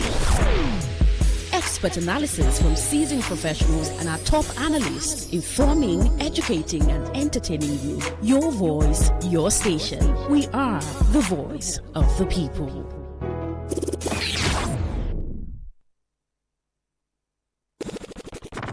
It's been an exciting week. It's been an awesome week. And just in case you missed out on our big stories this week, we got you covered. Rewind comes up every Saturday, 6:30 a.m. And here you get your total rundown of all the big stories and trends for the week in River State. And this is brought to you by your premium talk radio, Today 95.1 FM, Port Harcourt. Rewind, 6:30 a.m. every Saturday. Don't miss it.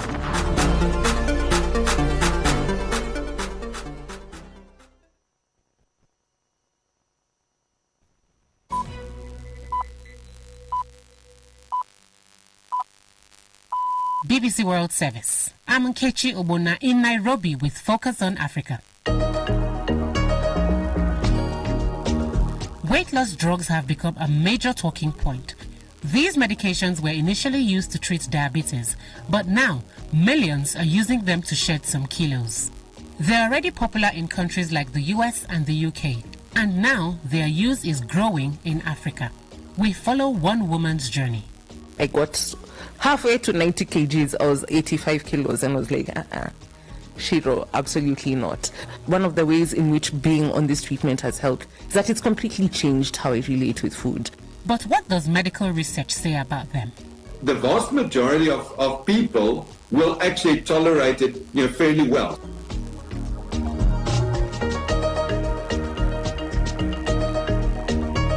That's all on the BBC Today on Focus. First, the news. BBC News with Sue Montgomery. Germany has summoned Russia's ambassador in Berlin over what it called a huge increase in threatening actions, including disinformation campaigns, espionage and attempted sabotage. The German Foreign Ministry said it had identified 2 Russian cyber operations. The Foreign Ministry spokesman is Martin Giese. We are monitoring Russia's actions very closely and we're taking action against them. Russia's unacceptable behaviour will have consequences. I can tell you today that, in close consultation with our European partners, we're taking a series of countermeasures to show Russia a price for its hybrid actions. President Trump is scheduled to speak to the leaders of Thailand and Cambodia to try to revive the ceasefire he brokered 5 months ago. Clashes between the Thai and Cambodian militaries have entered a 5th day, with at least 20 people killed. Ahead of the call, the Thai foreign minister assured the U.S. Secretary of State, Marco Rubio, that Bangkok was committed to a peaceful resolution. Scientists say the devastating cyclone that ripped through the Indonesian island of Sumatra 2 weeks ago was an extinction-level disturbance for the world's rarest great ape, the Tapanuli orangutan. Fewer than 800 live in the wild. It's feared up to about 10% were killed by huge landslides in their forest habitat. Here's Sebastian Usher. Conservationists say there's an unsettling silence in their forest habitat, which was devastated by landslides caused by heavy flooding. Fewer than 800 of the great apes live in the wild. Any loss, experts say, would have a serious impact on their survival as a species. The discovery of what appears to be a dead orangutan, half buried under mud and logs, has fueled fears that others may also have been killed, although some believe the apes would have escaped before disaster struck with their heightened sense of impending danger. The Ukrainian military says it surrounded several hundred Russian troops in the northeastern city of Kupiansk and recaptured 2 villages. The claims have not been independently verified. Separately, Ukrainian special forces say they've attacked 2 Russian ships in the Caspian Sea, working alongside what they called a local resistance movement. Here's Joel Gunter. This is not the first time Ukrainian special forces have worked with the resistance group known as Black Spark. Previous joint operations include successful attacks on a Russian oil refinery and anti-aircraft system. For this attack, according to Ukraine, Black Spark provided detailed information about the route and cargo of the 2 Russian ships. The Special Forces statement did not elaborate on the exact method of the attack, nor the level of damage to the vessels. Ukraine has had high-profile successes recently using unmanned sea drones to attack Russia's so-called ghost fleet of sanctioned ships, which generates money for Russia's war effort. BBC News. Iranian rights groups say the Nobel Peace Prize laureate Narges Mohammadi has been arrested while attending a memorial ceremony in the city of Mashhad. Several other activists were detained. Ms. Mohammadi was on medical furlough from Tehran's Evin prison, where she's been serving a 13-year prison sentence on national security charges. She's accused Iranian authorities of intensifying repression since June's ceasefire with Israel. The UN Secretary-General has urged Ethiopia and Eritrea to respect each other's territorial integrity, voicing concern over renewed tensions between the 2 neighbours. Antonio Guterres said they should recommit to the agreement that ended their border war 6 years ago. There are fears that conflict could re-erupt, with landlocked Ethiopia seeking access to a Red Sea port. Police in southern France have used tear gas to clear protesters at a farm where vets were called to slaughter more than 200 cows over an outbreak of lumpy skin disease. 4 people were arrested. One of Britain's most popular authors, Joanna Trollope, has died at the age of 82. Acclaimed for depicting romance and intrigue in middle-class England, she wrote 22 contemporary novels and published 10 historical works under a pseudonym. Her books have been translated into more than 24 languages. She told the BBC in 2014 that she didn't write for a particular type of reader. I do have a sense of an audience. I'm very conscious of a kind of movie happening inside my head that I can both see and hear, and I'm describing it. But it's not for a specific cardboard cutout of the ideal reader. It's for other people. It definitely is for other people. I'm of the camp, I don't feel this is a beloved baby that I can't bear to give away. BBC News.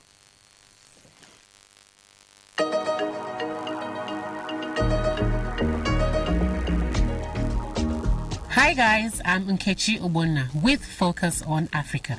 Today we're talking about weight loss drugs. From Hollywood celebrities to influencers on TikTok, they are surging in popularity. But how do they work? And what is it really like to be on them? That's what we are chatting about on Focus on Africa, The Conversation. It's Friday, December 12th.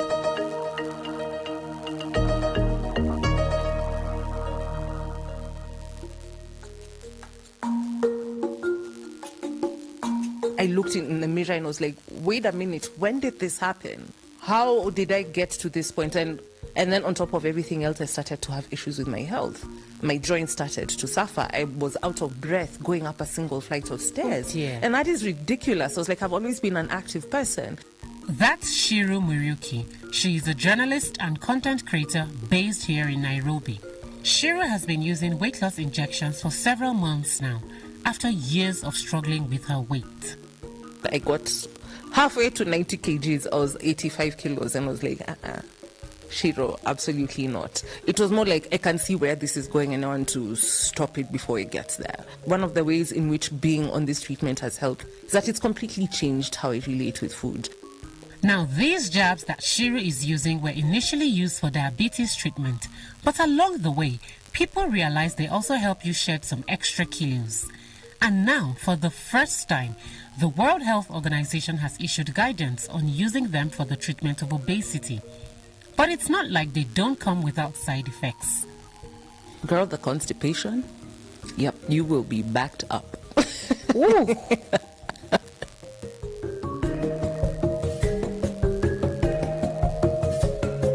So let's get into the conversation. Shiro, welcome! I last saw you 3 years ago. Do you know that? Yes. My God. 3 years is a long time. How have you been, though? It's been an interesting 3 years. But I know, of course, the most apparent thing is my appearance, right? My appearance. This new package, this new delivery, I cannot recognize her. But we're getting into that conversation. Now, we've seen that, especially on online, weight loss jabs, have become very popular online. There are people who push the message and saying they are using certain medications to lose weight. Yeah. Now, what's driving this popularity? I feel that the reason why it's such like a hot topic right now is because people have always thought of overweight people as having some kind of moral failing. You're overweight because you're greedy. You have impulse control issues. You can't control yourself. You can't eat. So if you have a moral problem, then you cannot have a quick solution. Weight, yeah. Like we need to watch you struggling to beat this moral failing. Oh, no. We need to watch you struggling, sweating, weeping. So the fact that there's this solution that has come up, I believe that's why it's such a hot button topic right now. When I speak to people who are on the heavier side, they always talk about being body shamed, being bullied. Did you experience any of that at all? I mean, of course, especially being in the public eye. When I was at my biggest, I did work here. I worked at the BBC, and, the show that I was on was aired all over Africa. And, for the most part, especially across the African continent, being bigger is not seen the same way as it is in other places. But there's still comments that people make about your weight, especially past a certain weight, right? And clearly, if I weighed over almost 100 kilograms, I was not a small person. So there seems to be this almost entitlement that once you weigh a certain figure, or once your size is past a certain point, and I'd love to know what that threshold is. People feel very entitled to make all kinds of comments about your appearance and your body. At what point did you sort of say to yourself, okay, I need to make a change? And were there certain things that you did to try to lose weight? People always say the go-to are usually dieting and exercising. Was that your case? First of all, let's even talk about how I got to that weight. It was a very gradual process. Especially because I'm 43 years old, and no one talks about how as you get older, your metabolism essentially grinds to a halt. When I was in my 20s, all I had to do was think about losing weight. And it goes. Off it goes. But as I entered my 30s, all I had to do was drive past a fast food joint and boom. I looked in the mirror and was like, wait a minute, when did this happen? How did I get to this point? And I did not like what I looked like, and that had nothing to do with external factors. And then on top of everything else, I started to have issues with my health. My joints started to suffer. I was out of breath going up a single flight of stairs. And that is ridiculous. I was like, I've always been an active person. So why am I feeling this way? I started to snore. And not just snore, snoring like a generator. Shiru. I'm not kidding you. My fiance, God rest his soul, I remember because we had a fight and he was like, hey babe, you really started snoring. And he was like, no way, because I never snored before. And so, one of those days when you just fall asleep on the couch when something is playing, he recorded it, and when he played it back to me, I was like, who is that? What engine is that? What, V5, V6, V8 turbo? Was it that bad? It was horrible. And then that's when I understood why I was waking up tired. Because on top of everything, I'm not getting the right amount of rest. And I think for me, it had nothing to do with what people were saying about me. It had everything to do with how I felt in this body. And I was like, I don't like how I feel. And so that was the point at which I was like, I have to make a change. And so then now the first thing I did was I went to CrossFit. You see, this is the problem. I went from 0 to 100. What were you doing? Carrying heavy kgs? Listen, CrossFit, and then when you go to a CrossFit gym, it's a very high intensity workout. And then I immediately got injured. And I was like, okay, I need to figure something out. I need to get to a point where I'm active. I enjoy being active, but I'd gotten to a point where I was too big and too sluggish. So the first thing I did was the gastric balloon. This was in 2023. What's a gastric balloon? Like you literally had a balloon inserted in your stomach? Because when you put gastric and balloon, that's what it means. When you say like that, that's exactly what it is. It's essentially like medical grade, a balloon filled with fluids made of medical grade like silicone that's placed in your stomach. Okay. And that's supposed to take up space in your stomach, and it sorts out your appetite. Also, another reason why I got so big so quickly is because I lost my father during the pandemic, and I was eating my feelings. Eating, kind of like. And so one of the things that the balloon did was it reduced my cravings. For full disclosure, at my heaviest I was 99 kilograms. My lowest weight was 78 kilos. And I was like, okay, this is not bad. From there now, I can start working out. Then at the beginning of last year, I lost my fiance, which was also a very traumatic thing. Again, my health was all over the place. I lost a lot of weight very quickly, but that was not in a healthy way. So then once things started to stabilize, my weight started rising again. I got halfway to 90 kgs. I was 85 kilos and I was like, Shiro, absolutely not. And then I know someone listening to this will be like, this looks like what you've been looking for is a series of shortcuts. But it was never like that. First of all, I'm really very sorry. You've been through so much loss, and and that has also affected the fluctuation of your weight and probably eating habits and personal lifestyle as well. But when did you decide to say, look, all of these things are not working, I'm going to start taking weight loss injections? It was mid this year, and it wasn't a thing of... That's mid 2025? Yes, it wasn't a case of these things are not working. It was more like, I can see where this is going and I want to stop it before it gets there. Because again, I could see my weight rising very quickly. And also one of the things that I came across in my research, especially when it comes to the injectable that I'm on, is that it also reduces your cravings. So I was like, no, I need to figure out how to, like, 1,000% from here, this point onwards, change how I relate to food. Because again, one of the ways in which being on this treatment has helped is that it's completely changed how I relate with food.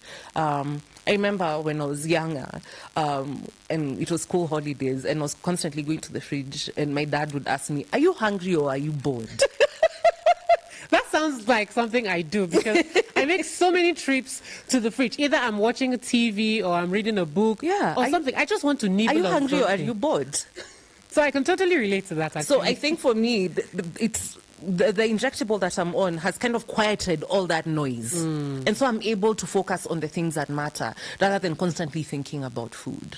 And the fact that it has become such a habit for me, I have no doubt that even when I stop the treatment, because I'm on it for 6 months, so I'll be finishing it in February. I have no doubt, because now I don't constantly have food on the brain.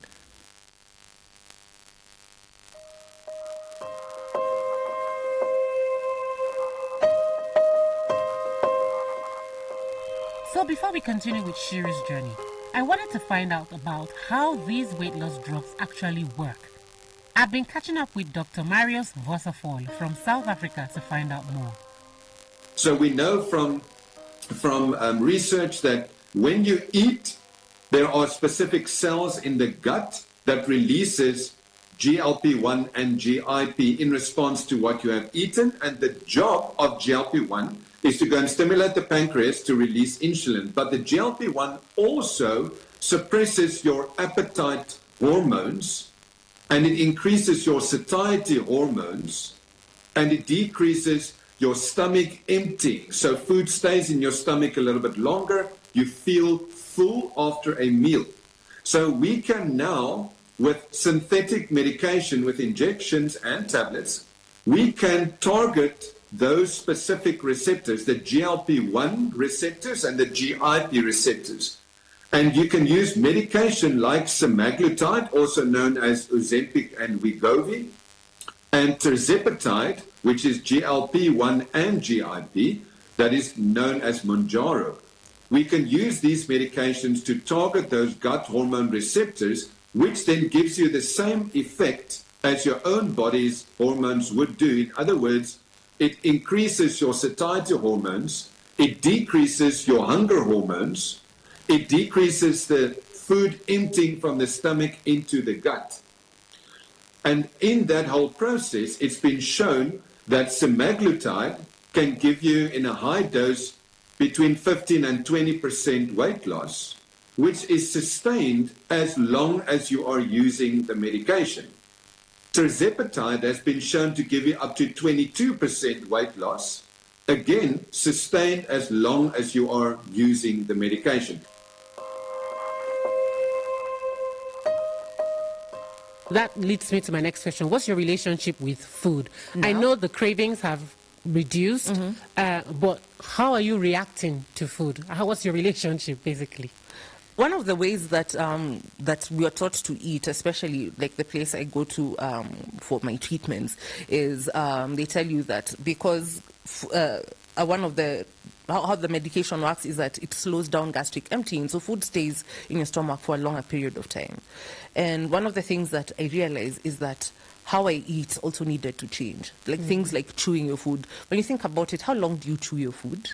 Maybe 2 seconds. Yeah. One, two, swallow. One, two, swallow. Yeah. So if you're not chewing your food properly and it's leaving your stomach at a slower rate, it will be very uncomfortable because it's just large chunks sitting around in your stomach. So how my relationship with food is now, because I'm chewing my food, I'm enjoying my food so much. Let's talk a little when it comes to legal frameworks. Only South Africa has allowed them to be used for weight loss. Yeah. Does that worry you that we're in Kenya, for instance, and you're using it, does that worry you that there is no legal framework backing the use of the medication you're on? I mean, I'd be lying if I said that the thought hasn't crossed my mind. Okay. Is Kenya slightly behind? Yes, and I have hope that we will catch up eventually one day. And once we do, then a lot more people who are kind of struggling with their weight and they have poor quality of life, and if they decide that this is an option for them, because again, this is not mandatory. It is an option. The same way going to the gym is an option. The same way fasting is an option. The same way going to Iten and training with a Kenyan marathon runner is an option. There are options. This is just one of and this is a new option. And instead of being scared, we should be I was first curious, and now I'm excited. I know that these weight loss injectables or injections are not cheap. They don't come cheap at all. Yeah. First of all, tell us, how much do they cost? With the protocol I'm on, costs about 65,000 Kenya shillings a month. 65,000 Kenyan shillings. That's how much in USD? I want to say about $500. Okay. Yes. And that's like a one-off payment? That's not a one-off payment because that's per month. Aha. So that also now, it depends on... First of all, I will say that there are a lot of people in a lot of countries that are just bringing it in like a drug, and then you go on it by yourself. I could not stress this enough, how dangerous that is. This is a medication. You have to be under the supervision of a doctor. Even if I went on this medication, I had to go on a series of blood tests to even see if it was a viable candidate for this. The medical issues that could rule me out, why I'm not able to be on this medication. So if you're watching this and you're like, maybe I could import. No, it is not shower gel. This is a medication. Yeah. I must talk about the side effects of this weight loss medications. What changes did you notice in your body while you were on them? Girl, the constipation. Wow, it causes that? Yep, you will be backed up. Ooh. Okay. Wow. Yeah, so constipation is a major side effect. Also, another major side effect is hyperacidity because, again, food stays in the stomach for a long time. Also, if you're not careful with what you're eating, because also people think you can eat anything you want, just less of it. No, you have to be really careful. If you're eating very spicy things or very greasy things, you will be miserable afterwards. So it's almost like I'm being conditioned to make healthier choices in how I eat. Yeah.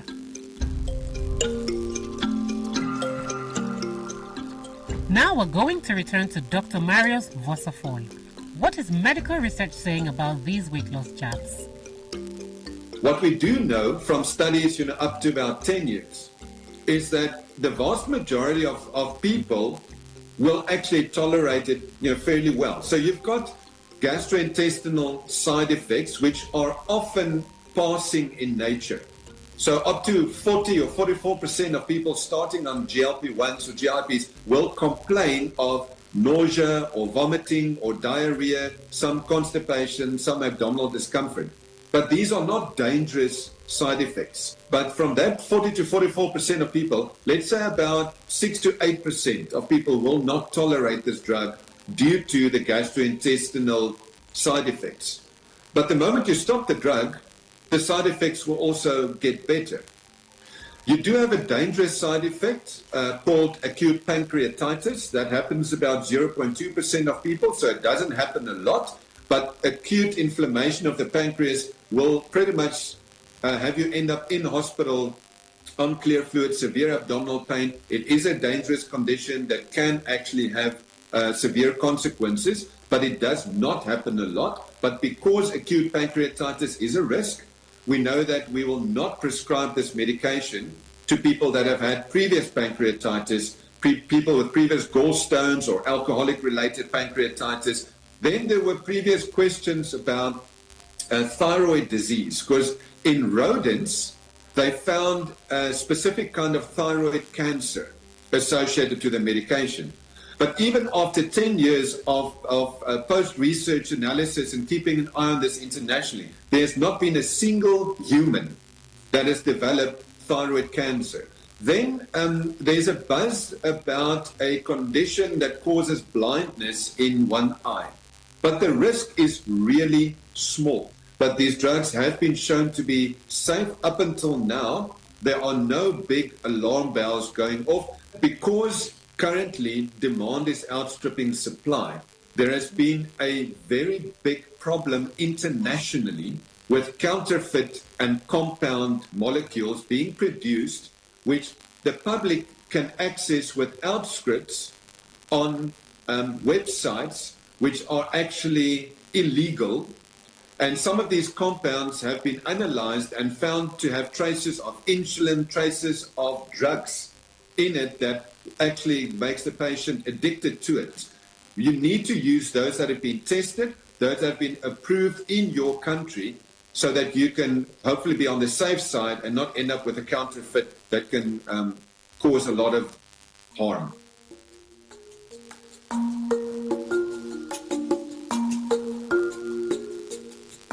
But Shiro, you know, some health researchers say that you can put the weight back on even after going on the weight loss injections for a while. Does that worry you?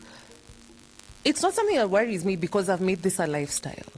If the people who take this as one of those things of, I need to lose weight by December, I need to drop 20 kgs so that I can go to so-and-so's wedding, of course the weight will come back. But if you take this as a decision you make that it's a complete change in your lifestyle, then the weight coming back shouldn't worry you. Between 3 years ago when I saw you and today, there is a huge difference. Clock it. I must ask you, how do you feel? I feel so much better. I feel lighter. I'm more active. I love who I see in the mirror. My joints don't hurt anymore. You know that thing where you get when you're waking up and you're like, when you're sitting down, you have to make, I stand up and I sit down very quietly. No one knows when I'm standing or sitting. It's private.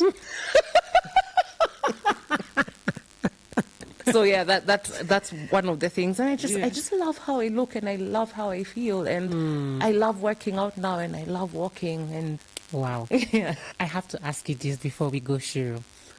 Do you believe that these weight loss injections are the new magic bullet? I don't think anything is a magic bullet. Everything, I believe, takes work. A lot of work goes into staying healthy. A lot of work goes into making sure you're active. A lot of work goes into watching your diet and what you eat. I don't think the magic bullet exists yet. I don't think there's ever really a magic bullet. Is there something that we can use? Definitely. And if you can tolerate it, this definitely does work.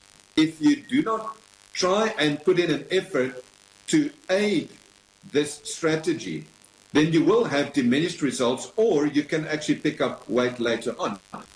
Thank you so much, Shiro. It's been fun having you on the show, and thank you for sharing your journey with us. And I honestly do wish you all the very best. Thank you, Nkechi.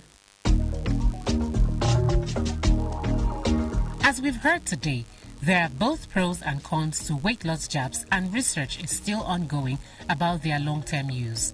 So if this is something you're thinking about, remember to arm yourself with the right information and speak to your doctor. And that's it today for Focus on Africa, The Conversation. Our producers were Caroline Kiambo, Fana Welda, Lee Truong, and Priya Sipi. Our editors are Samuel Murunga and Mariam Abdullah. You can catch us on YouTube every Saturday for Focus on Africa, The Conversation, and on Monday to Friday on your favorite podcast platform.